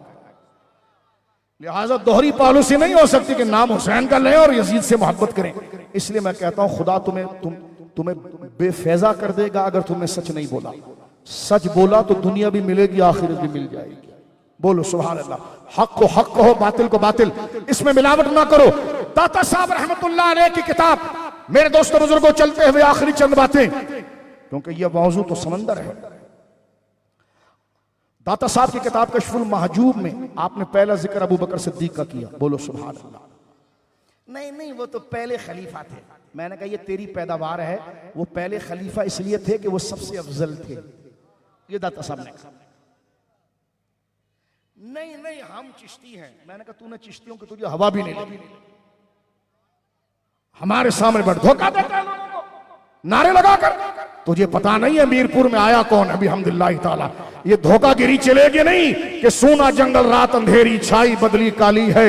बिलखुसूस मिनहजियों को चाहिए कि जिस तरह इन्होंने मिलादुन नबी के जलसे के नाम पर ज़ाहिरी और बातनी खिलाफत शीयत को फैलाया, खुदा की लानत हो इनके ऊपर, जिन्होंने अहले सुन्नत के पीठ में खंजर घोपा। अबू बकर सिद्दीक विलायत में भी सबसे आला है और खिलाफत में भी सबसे आला। किसी मिनहाजी की मां ने जना है तो मुझे स्टेज से उतरना ना दे, यहां रोक दे और बात करें। मैं तुझे बताऊं, तेरे उस फराडी मुतज्जिद ने, उस ख्वाबों के बहरूपिया खबीस ने अहले सुन्नत को धोखा दिया है। सुन्नियों का अकीदा यह है कि पहले कहा कि ए रजा ये अहमदे नूरी का फैज़े नूर है। जैदी सादात शाह बरकतुल्लाह की औलाद, बोलो सुभान अल्लाह। हजरत जैद बिन अली, हजरत इमाम ज़ुल आबिदीन की औलादों में से इमाम बाकिर के बड़े भाई हजरत जैद की औलाद में सिलसिला कादरिया की सबसे बड़ी गद्दी महरेरा मुकद्दसा शाह बरकतुल्लाह मीर अब्दुल वाहिद बिलगिरामी रहमहुल्लाह की औलादों में से आला हजरत फादिल बरेलवी के पीर हुजूर शहंशाह विलादत सैयदुस सादात औलाद अली बेटा ज़हरा पाक का अबुल हुसैन अमन नूरी की किताब दलीलुल यकीन। कौन सी किताब? दलीलुल यकीन। आओ मकतबे पर आओ और उस किताब को लो। उसमें आपने 200 से ज्यादा वलियों के हवाले पेश किए हैं कि दमादम मस्कलंदर विलायत और खिलाफत में अबू बकर का पहला। क्या लगा हम नहीं मानते? मैंने कहा आप सुन्नी है? क्या लगा नहीं। मैंने कहा आगे निकल, मैं तो सुन्नियों से बात कर रहा हूं। मैं कौन सा तेरे पर अकीदा ठोंक रहा हूं? मैं कह रहा हूं सुन्नी होगा तो उसका अकीदा यही होगा कि विलायत हो या रूहानियत हो, पहला नंबर जिसका है वो अबू बकर सिद्दीक है, फिर उमर है, फिर उस्मान है, फिर मौला अली है। मेरे दोस्तों ये चंद मिनट की बातें रह गई है। इस हवाले के बाद एक हवाला और बात खत्म कर रहा हूं। ये सिर्फ बेदारी का जलसा है। हमें वो जलसा आता है जिसका जवाब हमने कब्र में देना है।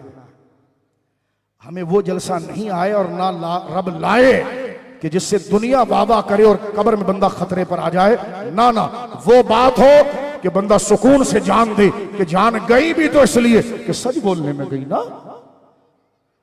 तू कौन सा बच जाएगा? तू भी एड़ी रगड़ रगड़ कर जाएगा। लेकिन मसला यह है कि मेरे दोस्तों शहीदों का जलसा है, जान तो सबने देनी है, गद्दारी में न जाए, सच्चों के रास्ते पर जाए और सच्चों की बात करते हुए जाए। बोलो सुभान अल्लाह। दाता साहब रहमतुल्लाह अलैह की किताब कश्फुल महजूब, पहले जिक्र आपने हजरत अबू बकर का किया। बोलो सुभान अल्लाह। मैं भी तो पूरी तकरीर खालिस करूं ना अहले सुन्नत के लिए। दूसरा जिक्र फारूक आजम का किया, आवाज आ जाए सुभान अल्लाह। तीसरा चीज जिक्र उस्मान गनी का किया, बोलो सुभान अल्लाह। चौथा जिक्र मौला अली का किया, बोलो सुभान अल्लाह। कभी किताब खोल कर देखना दाता साहब ने लिखा किया है। वो दाता साहब है, वो कनाडा का कोई बंदा नहीं, वो विलायत का बादशाह है। उसने क्या लिखा हजरत उमर के बारे में, क्या लिखा हजरत उस्मान। किसी की चढ़ती हुई ज़ारे से गुड्डी देखकर मौलवी बहकता। मैंने कहा मौलवी तुझे इल्म नहीं है, इल्म वाकई में खानदानी को हासिल करना चाहिए, जो खानदानी हो। इसलिए फारूक आजम रज़ी अल्लाह ताला कहते थे खानदानी इल्म हासिल करें कि छोटी सी एक टिकट पर ना बिक जाए। एक वक्त के सिर्फ प्रोटोकॉल पर न बिक जाए, हक बोलने के लिए वो खड़ा रहे। तवज्जो है आपकी। इल्म के साथ वफा करो, खुदा की रहमत तुम्हारे साथ वफा करेगी। क्योंकि तू नमाज में दुआ करता है, चलूंगा उनके रास्ते पर जिन पर इनाम हुआ। 4 यारों का जिक्र करने के बाद बोलो सुभान अल्लाह। 5वां जिक्र इमाम हसन का किया दाता साहब ने, बोलो सुभान अल्लाह। 6ठा जिक्र इमाम हुसैन का किया। आवाज आ जाए सुभान अल्लाह। मीरपुर खास के आशिकान अहले बैत और सहाबा अहले सुन्नत सुभान अल्लाह की आवाज आ जाए। 6ठा जिक्र किया है हजरत इमाम हुसैन का। इमाम हुसैन का जब जिक्र हजरत कर रहे हैं दाता साहब, जिक्र करते हुए उसमें लिखते हैं कि इमाम हुसैन हक का निशान है। बोलो सुभान अल्लाह। इमाम हुसैन, आवाज पहुंच रही है आपको? इमाम हुसैन हक का निशान है। अब जुमला देखें क्या कहते हैं। फरमाया जब तक हक को गालिब देखा, जब तक हक को गालिब देखा तो हक के फरमान बरदार रहे, और जब हक को गिरता हुआ देखा तो तलवार खींची। किसने? हुसैन ने। तो हुसैन ने तलवार किसके लिए खींची? यजीद पलीत के लिए। और किसके लिए नहीं खींची? जनाब मुआविया के लिए। किसके लिए नहीं खींची? अपने भाई हसन के लिए। किसके लिए नहीं खींची? मौला अली के लिए। किसके नहीं खींची? हजरत उस्मान के लिए। किसके लिए नहीं खींची? हजरत उमर के लिए। किसके नहीं खींची? सैयदना अबू बकर के लिए। तो फैसला हो गया, जिसके लिए तलवार न उठाई मुती रहे, हुसैन का गुलाम उनका फरमान बरदार है। और जिसके लिए तलवार खींच दी, उस यजीद से सुन्नी लड़ गया है। फैसला कर दिया दाता ने कि हुसैन जिसके फरमान बरदार रहे, सुन्नी उन सब का फरमान बरदार है। नहीं, वो तो शरायत थी, शरायत थी। और मैंने कहा शक्कर के बदबूदार चमन, शरायत थी। तू तो पता नहीं किसकी पैदावार है। ये अली का बेटा है हुसैन, इसको नहीं पता शरायत क्या थी।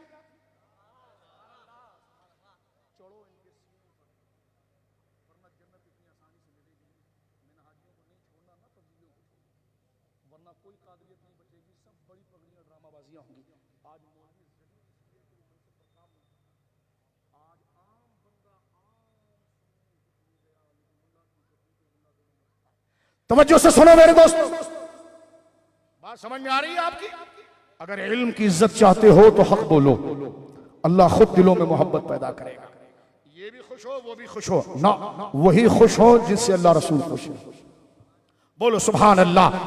तो ये फैसला इमाम हुसैन के हवाले से मैंने पेश कर दिया। अब मैं बात को खत्म कर रहा हूं कि इमाम हुसैन की कदर कैसे की गई।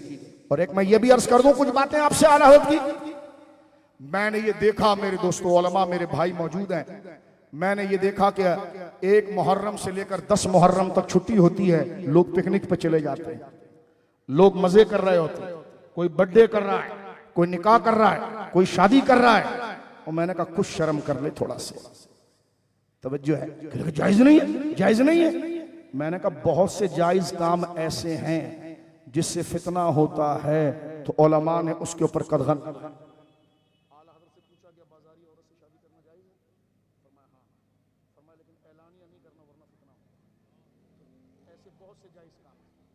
तवज्जो से सुनिए, हम कोई नक़्द तनकीद नहीं कर रहे, अहले सुन्नत का बैलेंस बता रहे हैं।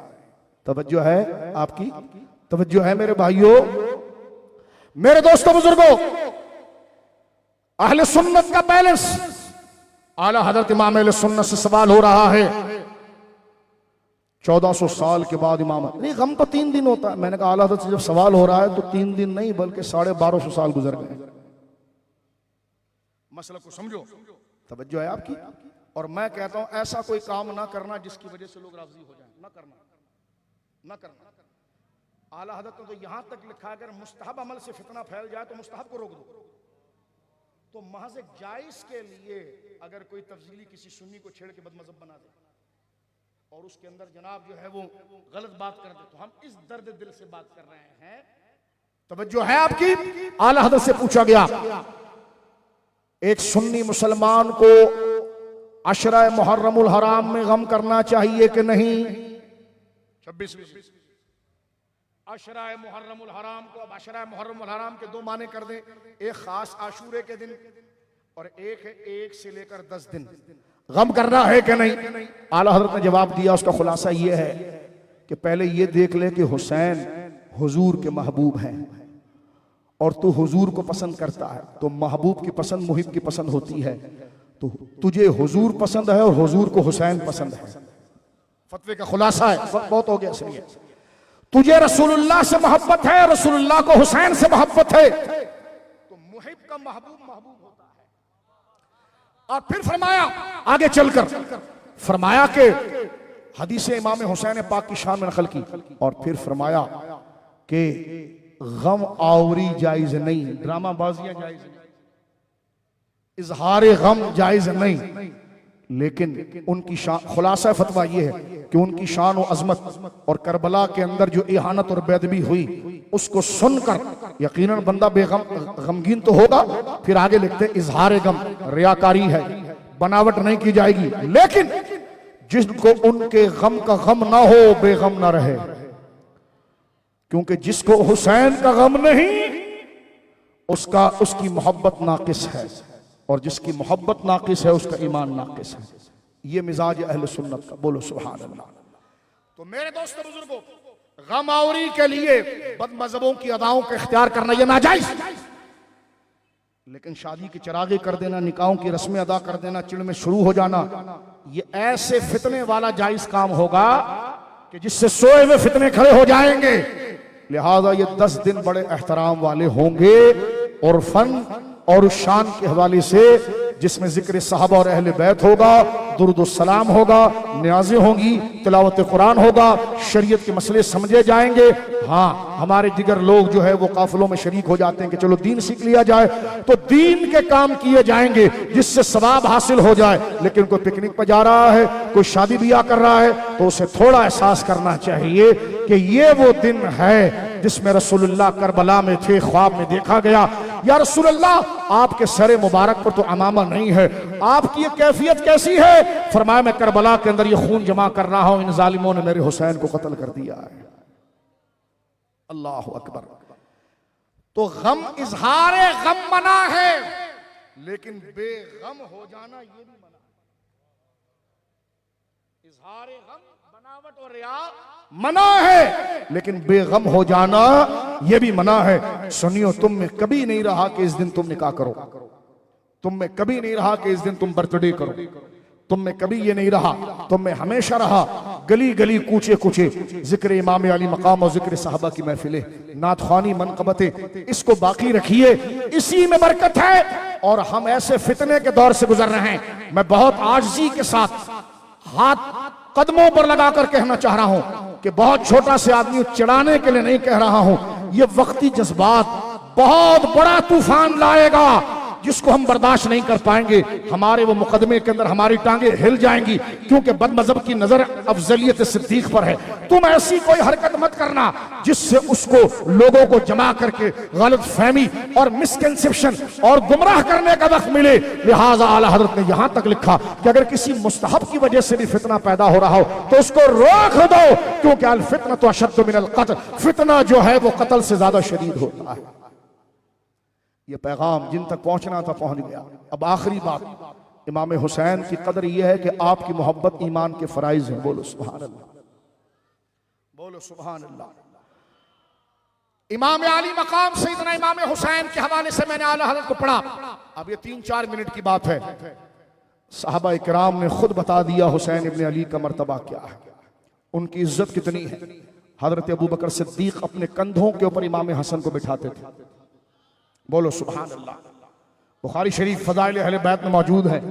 मैंने यह हदीस पढ़ी, हजरत अबू बकर सिद्दीक, आपने अक्सर बुजुर्गों से सुना है, बोलो सुभान अल्लाह। आप अपने घर से बाहर निकले, शब जुमा है और जिक्र अहले बैत है। सुभान अल्लाह, शब जुमा जिक्र अहले बैत।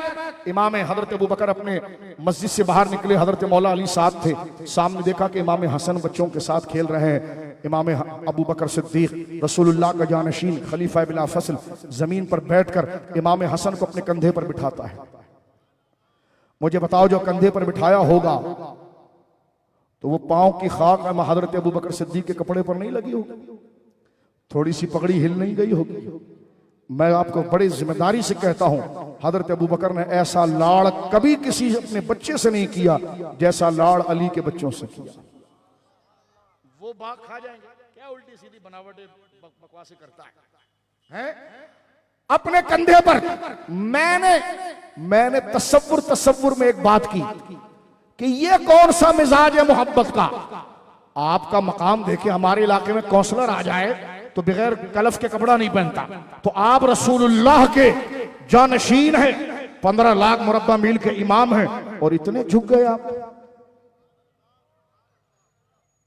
आप हसन के सर पर हाथ रखकर प्यार करते थे, क्योंकि बच्चों के सरों पर हाथ रखकर प्यार किया जाता है। तो जवाब कानों में आया, हाँ हाँ, बच्चों के सरों पर हाथ रखकर प्यार किया जाता है, लेकिन वो और बच्चे हैं, ये अली का बेटा है, ये ज़हरा का बेटा है, इसके सर पर हाथ नहीं रखा जाता, इसको सर पर बिठाया जाता है।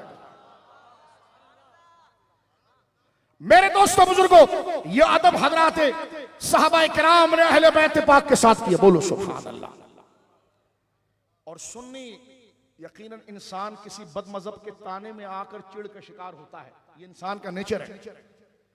आपकी अगर किसी से लड़ाई हो जाए तो बंदा चाहे कितना भी कंट्रोल करे, वो डिसबैलेंस होता है और फिर जिस चीज को वो पसंद करता है उसकी नफी पर जाता है। तो मैं अहले सुन्नत को कहूंगा, एतकादुल अहबाब में जो आला हजरत ने 26 साल की उम्र में ये किताब लिखी थी, 1298, आला हजरत की उम्र 26 साल थी। ये रिसाला हर सुन्नी के घर होना चाहिए। इसकी शरह हजरत खलील मिल्लत मुफ्ती खलील अहमद बरकाती रहमहुल्लाह हैदराबाद वाले उन्होंने भी की है। दावत इस्लामी के मकतबों से भी 10 अकीदे के नाम से और दीगर किताबों के नाम से किताब शाया हुई है। ये किताब आपके होनी चाहिए। जनाब मुआविया के बारे में हमारा तर्ज क्या होना चाहिए, मौला अली रज़ी अल्लाह अन्हु के बारे में हमारा तर्ज क्या होना चाहिए, असहाब जमल के बारे में तर्ज क्या होना चाहिए, सफ़ीन के बारे में तर्ज क्या होना चाहिए। यकीनन अगर कोई तफजीलिया हजरत अमीर मुआविया के लिए कमजोर जुमले बोले तो हम बेबाक होकर उनकी ताजीम में इतना गुलूफ ना कर दें कि जो अहले सुन्नत के नहज के खिलाफ हो, और ऐसी कमी भी ना कर दें जो अहले सुन्नत के नहज के खिलाफ हो। इसलिए आला हज़रत फादिल बरेलवी ने एतकादुल अहबाब के अंदर सफ़ीन और जमल के बारे में जो तवाज़ुन बयान किया है, वही हक है, वही सवाब है, वही बैलेंस है, वही दुरुस्त है। मैंने बंद अल्फाजों में सिर्फ बात कर दी है। तकरीर हो रही है खत्म कि हुसैन पाक, हजरत उमर का दौर खिलाफत है, हजरत हसन पाक और इमाम हुसैन पाक पैदा कब हुए हैं? क्योंकि 2 हिजरी को हुई थी बदर के बाद हुई है शादी के बाद ये पैदा हुए।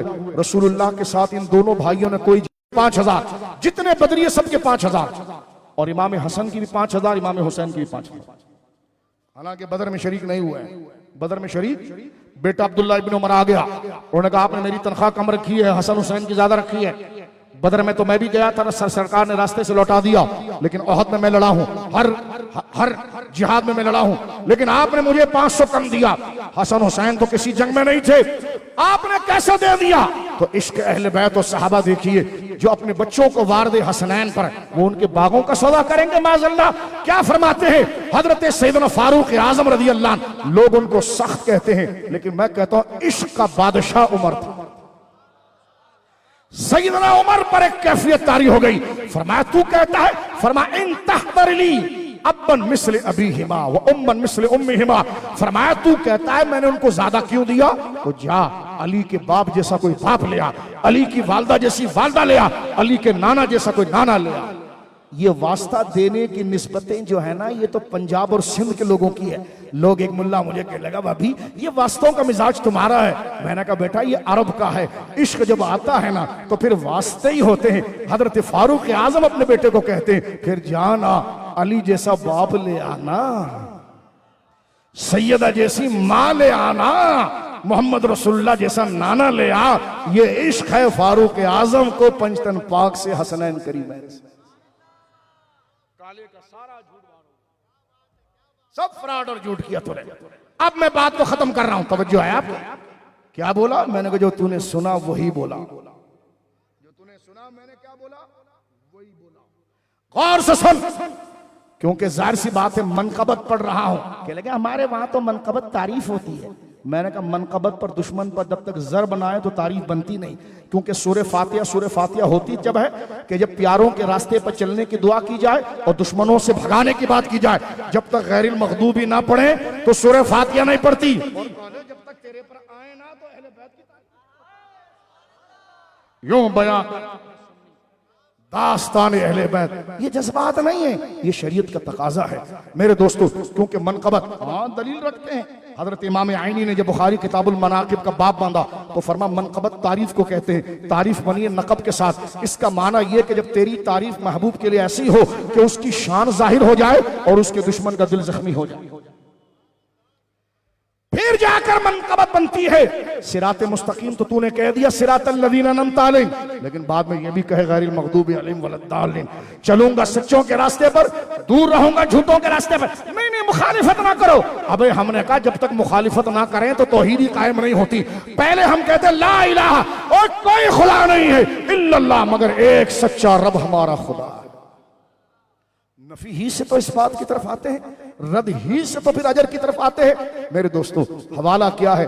अल्लामा ज़हाबी ने, देखो ठंडी हवा आई, ये आखिरी बात अर्ज करके बात को समेटता हूं। जिक्र हुसैन पाक है, सहाबा ने कैसे पलकों पर बिठाया हुसैन इब्न अली को। बोलो सुभान अल्लाह, मोहब्बत से कहे ना सुभान अल्लाह, आवाज आ जाए ना सुभान अल्लाह, बोलिए ना सुभान अल्लाह। क्यों नहीं गए थे करबला? मैंने कहा बेटा वक्त अभी तेरे को बता दूं क्यों नहीं गए थे, वो तो नूरुल्लाह शोस्तरी से पूछ क्यों नहीं गए थे। तवज्जो करो मेरे दोस्तों बुजुर्गों। हजरत अबू हुरैरा कहते हैं, अल्लामा ज़हाबी रहमतुल्लाह अलैह ने इस बात को लिखा और इब्न असाकिर ने इस बात को लिखा कि हजरत अबू हुरैरा कहते हैं कि हमें खबर पहुंची कि एक खातून का इंतकाल हुआ। लोगों ने इमाम हुसैन, ये दिल से सुनिए बात को और मैं खत्म कर रहा हूं कि क्या मकाम है इमाम हुसैन का और हुजूर की निस्बत से सहाबा ने कैसे पलकों पर बिठाया। बोलो सुभान अल्लाह। मेरे दोस्तों बुजुर्गों तवज्जो कीजिए। कहा गया कि हुजूर फला खातून का इंतकाल हो गया, आप जनाजा पढ़ाइए। हजरत हुसैन पाक तशरीफ लाए और आपने नमाज जनाजा पढ़ाई। जनाजा पढ़ाने के बाद आप चलने लगे, सफर लंबा हो गया, रास्ते में आपको थोड़ी सी थकन हुई। इमाम हुसैन को थोड़ी सी थकन हुई। आप जमीन पर बैठ गए, पांव आपके फैले हुए थे, पांव आपके फैले हुए, वाह थकन हो गई। थकन के लिए आप सुस्ताना जिसको कहते हैं ना, आराम करना, बैठे हुए। आप बैठे हुए अपने दोस्तों से बातें कर रहे हैं। इतने में क्या देखते हैं, फजाला अबू हुरैरा यनफुदु बितुराब क़दमैहि मिन तरफ सौबे। फरमाया उस वक्त क्या हुआ, हजरत अबू हुरैरा ने देखा कि इमाम अली मकाम के पांव फैले हुए हैं, कुछ खाक मुबारक पांव को चूम रही है, पांव पर मट्टी लगी है। अबू हुरैरा सफेद दाढ़ी वाले साहबी आगे बढ़े, अपने इमामे के शिमले से हजरत हुसैन पाक के पांव को साफ करने लगे। इसमें दोनों का रद होता है, काले का भी खुशके का भी। खुशका कहता है ये तुम क्या इश्क की बातें करते हो, पांव चूमना, मट्टी चूमना, ये करना वो चूमना, ये अकीदा तो तुम हिंदुस्तान से लाए हो। मैंने कहा वही अकीदा लाए हिंदुस्तान से जो ख्वाजा मदीने से लाया था। तूने कोई अयोध्या का अकीदा पकड़ा हुआ है, हम तो वही अकीदा लाए। क्योंकि ये इश्क सिंध वालों ने हिंदुओं से नहीं सीखी माजल्ला, ये इश्क अहले बैत का सहाबा से सीखा है। पांव पर मट्टी लगी है। अबू हुरैरा रज़ी अल्लाह ताला ये नहीं कह रहे कि पांव झाड़ ले हुसैन, नहीं, बल्कि आगे पढ़ के अपनी इज्जत वाली पगड़ी के शिमले से इमाम हुसैन के पांव को साफ करते हैं। आवाज आए, बोलो सुभान अल्लाह।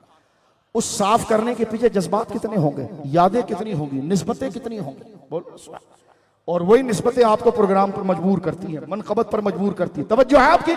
हजरत आगे जरा सुनिए, अब मजा आएगा। हजरत हुसैन पाक ने देखा ये कौन है, अरे अबू हुरैरा अपनी पगड़ी से मेरे पांव को साफ कर रहे हैं। तो आपने हजरत इमाम हुसैन ने पांव को खींचा और खींच के फरमाया या अबा हुरैरा अंता तफअलु हाज़ा, अबू हुरैरा ये क्या कर रहे हो आप मेरे नाना के अजीम सहाबी हैं, मेरे से उम्र में इतने बड़े हैं, दाढ़ी आपकी सफेद है और आप मेरे पांव को साफ कर रहे हैं, वो भी अपनी इज्जत वाली जगह यानी पगड़ी के शिमले से कर रहे हैं। तो अंता तफअलु हाज़ा, ये आप क्या कर रहे हैं। तो हजरत आशिक अबू हुरैरा देखिए क्या फरमाते, दानिया दानिया हुसैन, ए हुसैन मुझे छोड़ो, रहने दो, आप कुछ ना बोलो। फवल्लाहि लो यअलमुन नास मिनका मा अअलमु लहमलूका अला अनाक़िहिम, मैं तो पांव साफ कर रहा हूं, खुदा की कसम जो आपकी शाने हैं, अगर ये लोग जान लेना तो आपको जमीन पर चलने ना दें, आपको कंधे पर सवारी करवाएं। फरमा दानी दानी ला यअलमुन नास मिनका मा अअलमु, मुझे रहने दीजिए हुजूर, जो मैं कर रहा हूं ये इससे बड़ा मर्तबा आपका है, इससे बड़ी शान आपकी है। फरमा ला यअलमुन नास मिनका, अगर ये लोग जान जाएं आपके इस बारे में, मा अअलमु, जो मैंने आपकी शान रसूलुल्लाह से सुनी है, तो वल्लाहि लहमलूका अला अनाक़िहिम, तो खुदा की कसम ये आपको अपनी गर्दनों पर बिठाएं, जमीन पर चलने ना दे। बोलिए सुभान अल्लाह। ये मकाम है सरकार इमाम हुसैन पाक का, और ये मर्तबा हो जाम है इमाम हुसैन पाक का। एक मुरीद ने अपने शेख से कहा कि हुजूर गरीब नवाज था, नाम निहाद कलमा पढ़ने वालों से, कलमा तो पढ़ रहे थे, ठीक है ना, लेकिन थे कौन, अलैहि मा यस्तहिक़्क़ुहु। हमारे उलमा ने यजीद के लिए एक लफ्ज लिखा है, देखो जो मर जाए उसको कहता है रहमतुल्लाह अलैह, जो मर जाए उसको क्या कहते हैं, रहमतुल्लाह अलैह या रहिमहुल्लाह, मरहूम। लेकिन यजीद मरा तो उसको उलमा लिखते हैं अलैहि मा यस्तहिक़्क़ुहु। ये जुमला या तो शैतान के लिए लिखा जाता है, यजीद के लिए। उलमा बैठे हैं, आप हदीस की किताबें देखें, शरा अलैहि मा यस्तहिक़्क़ुहु, वहीं पर पहुंचा जहां का जो उसका ठिकाना था। तो यजीद के लिए मरने के बाद कोई रज़ी अल्लाह अन्हु या रहिमहुल्लाह नहीं लिखा गया। हमारे उलमा ने लिखा है, तहजीब के अंदर मौजूद है कि हजरत उमर बिन अब्दुल अजीज के दरबार में किसी ने यजीद पलीद को अमीरुल मोमिनीन कहा, फरमाया इस खबीस को 20 कोड़े लगाओ।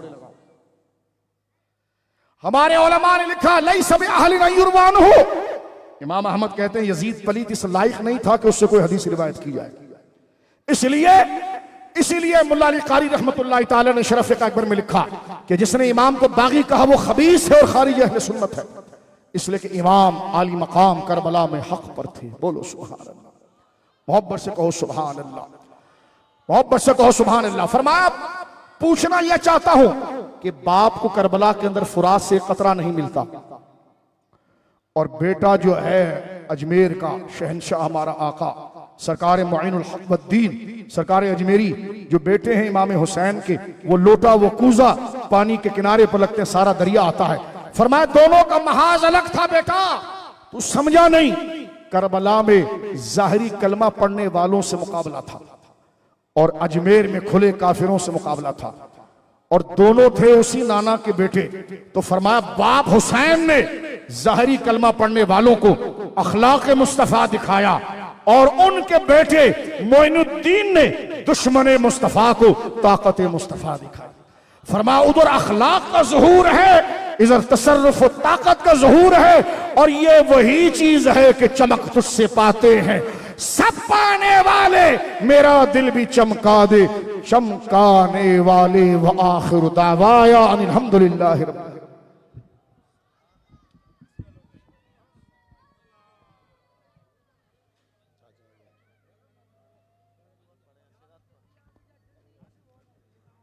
इंशाअल्लाह मनकबत मौला हुसैन पढ़कर इंशाअल्लाह सलातो सलाम।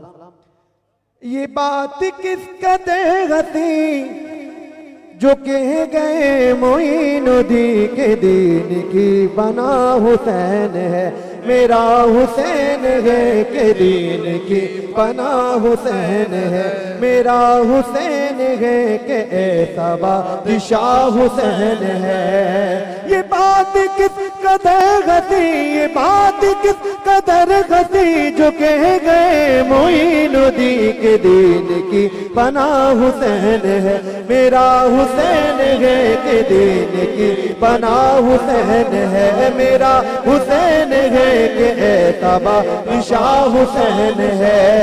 ये हो चुका है फैसला, ये हो चुका है फैसला, जहां में दूसरा वतन न कोई दूसरा हुसैन है, मेरा हुसैन है न कोई दूसरा हुसैन है, मेरा हुसैन है कि मेरा बादशाह हुसैन है। अली का ये बात किस कदर हसी जो कह गए मोइनुद्दीन के दीन की पनाह हुसैन है, मेरा हुसैन है के दीन की पनाह हुसैन है। हिदायत हुसैन पर अमल करो ए मोमिनो, रहेंगे हम बहिश्त में, यकीन रखो ए मोमिनो। कबूल होगी हर दुआ, किसी से क्यों डरे भला, हमारा वास्ता हुसैन है, मेरा हुसैन है, हमारा वास्ता हुसैन है। शहीद करबला का नाम जिसे बिना गवार है, वो बदनसीब बद अमल उसी पे बेशुमार है। अरे ओ दुश्मन अदल तुम मर दरा, कब्र में चल पता चलेगा क्या हुसैन है, मेरा हुसैन है, पता चलेगा क्या हुसैन है, मेरा हुसैन है कि मेरा बादशाह हुसैन है।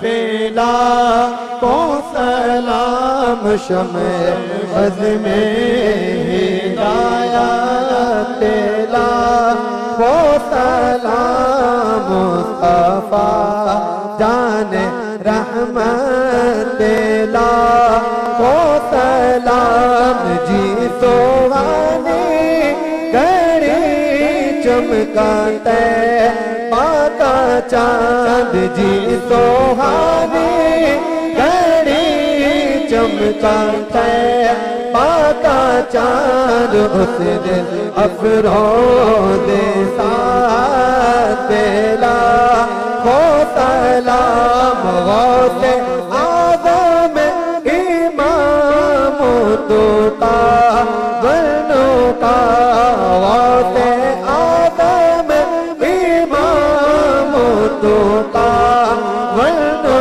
का, जलवाए शाने कुदरत पेला को सलाम, तो मुझसे खिदमत को देती कहे आरज़ा मुस्तफा जाने रहमत, पेला को सलाम शमे बज़ में हिदायत, पेला को सलाम। अस्सलातु वस्सलामु अलैका या रसूल अल्लाह, अस्सलातु वस्सलामु अलैका या नबी अल्लाह, व अला आलिका व अस्हाबिका या नूर अल्लाह। इंशाअल्लाह दुआ होगी फरमाएंगे और ऐलान समात फरमा रहे हैं। इंशाअल्लाह 21 अगस्त बरोज़ जुम्मा बाद नमाज इशा कादरी मस्जिद हमसाबाद में अल्हम्दुलिल्लाह हर साल की तरह इस साल भी महफिल वजह तख्लीक़ कायनात मुनक़िद की जा रही, जिसमें खुसूसी खिताब खतीब पाकिस्तान तल्लमा मौलाना अब्दुल रहमान कच्छी कादरी साहिब पे मरतबा में तशरीफ़ ला रहे हैं, जो अपने नूरानी बयान से हमारे दिलों को मुनव्वर फरमाएंगे। जबकि सनाखानी का नजराना हाफिज़ अब्दुल बासित अत्तारी साहिब और हाफिज़ हसन उमर कादरी साहिब शेर कराची और हैदराबाद से तशरीफ़ ला रहे हैं, और कल इंशाअल्लाह हाफिज़ साहिर कादरी साहिब इंशाअल्लाह हीराबाद के अगले चौक पर एक अदीम शान महफिल नात मुनक़िद की जा रही है, जिसमें हाफिज़ साहिर कादरी साहिब तशरीफ़ ला रहे हैं। अल्लाहुम्मा अंतस्सलाम व मिनकस्सलाम तबारकत या ज़ल जलाली वल इकराम। अल्लाहुम्मा रब्बना आतिना फिद दुनिया हसनतन व फिल आखिरति हसनतन व क़िना अज़ाबन नार व क़िना अज़ाबल क़ब्रि व क़िना अज़ाबल हश्रि व क़िना अज़ाबल क़र्दि व क़िना अज़ाबद दुनिया व क़िना अज़ाबल मीज़ान। अल्लाहुम्मा इन्ना नस्अलुका इल्मन नाफ़िअन व रिज़्क़न तय्यिबन व अमलन मुतक़ब्बला।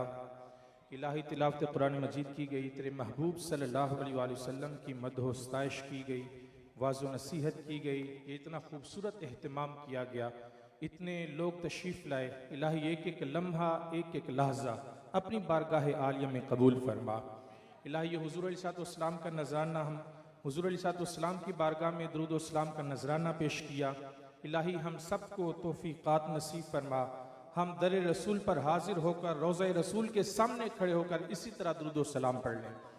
इलाही हम सबको हर तरह की खैर नसीब फरमा, हर तरह के शर से महफूज फरमा। जितने अहबाब तशरीफ़ लाए सबको कदम कदम बरकतें अता फरमा। इलाही सबको कदम कदम अपनी रहमतों का हिसार नसीब फरमा। जितने उलमा तशरीफ़ लाए इलाही इनका आना हम सब के लिए मुबारक फरमा। इलाही अपना ख़ास करम, अपना ख़ास फजल नसीब फरमा। जिन अहबाब ने इस खूबसूरत महफिल पाक का इनेकाद किया, इलाही उनको इसका बेहतर सिला नसीब फरमा। इलाही जो मांगा वो भी अता फरमा, जो नहीं मांगा लेकिन हम सब के लिए बेहतर है, इलाही वो बिन मांगे ही अता फरमा। वसल्लल्लाहु ताला अला नबील अमीन व अला आलिहि व अस्हाबी अजमाइन।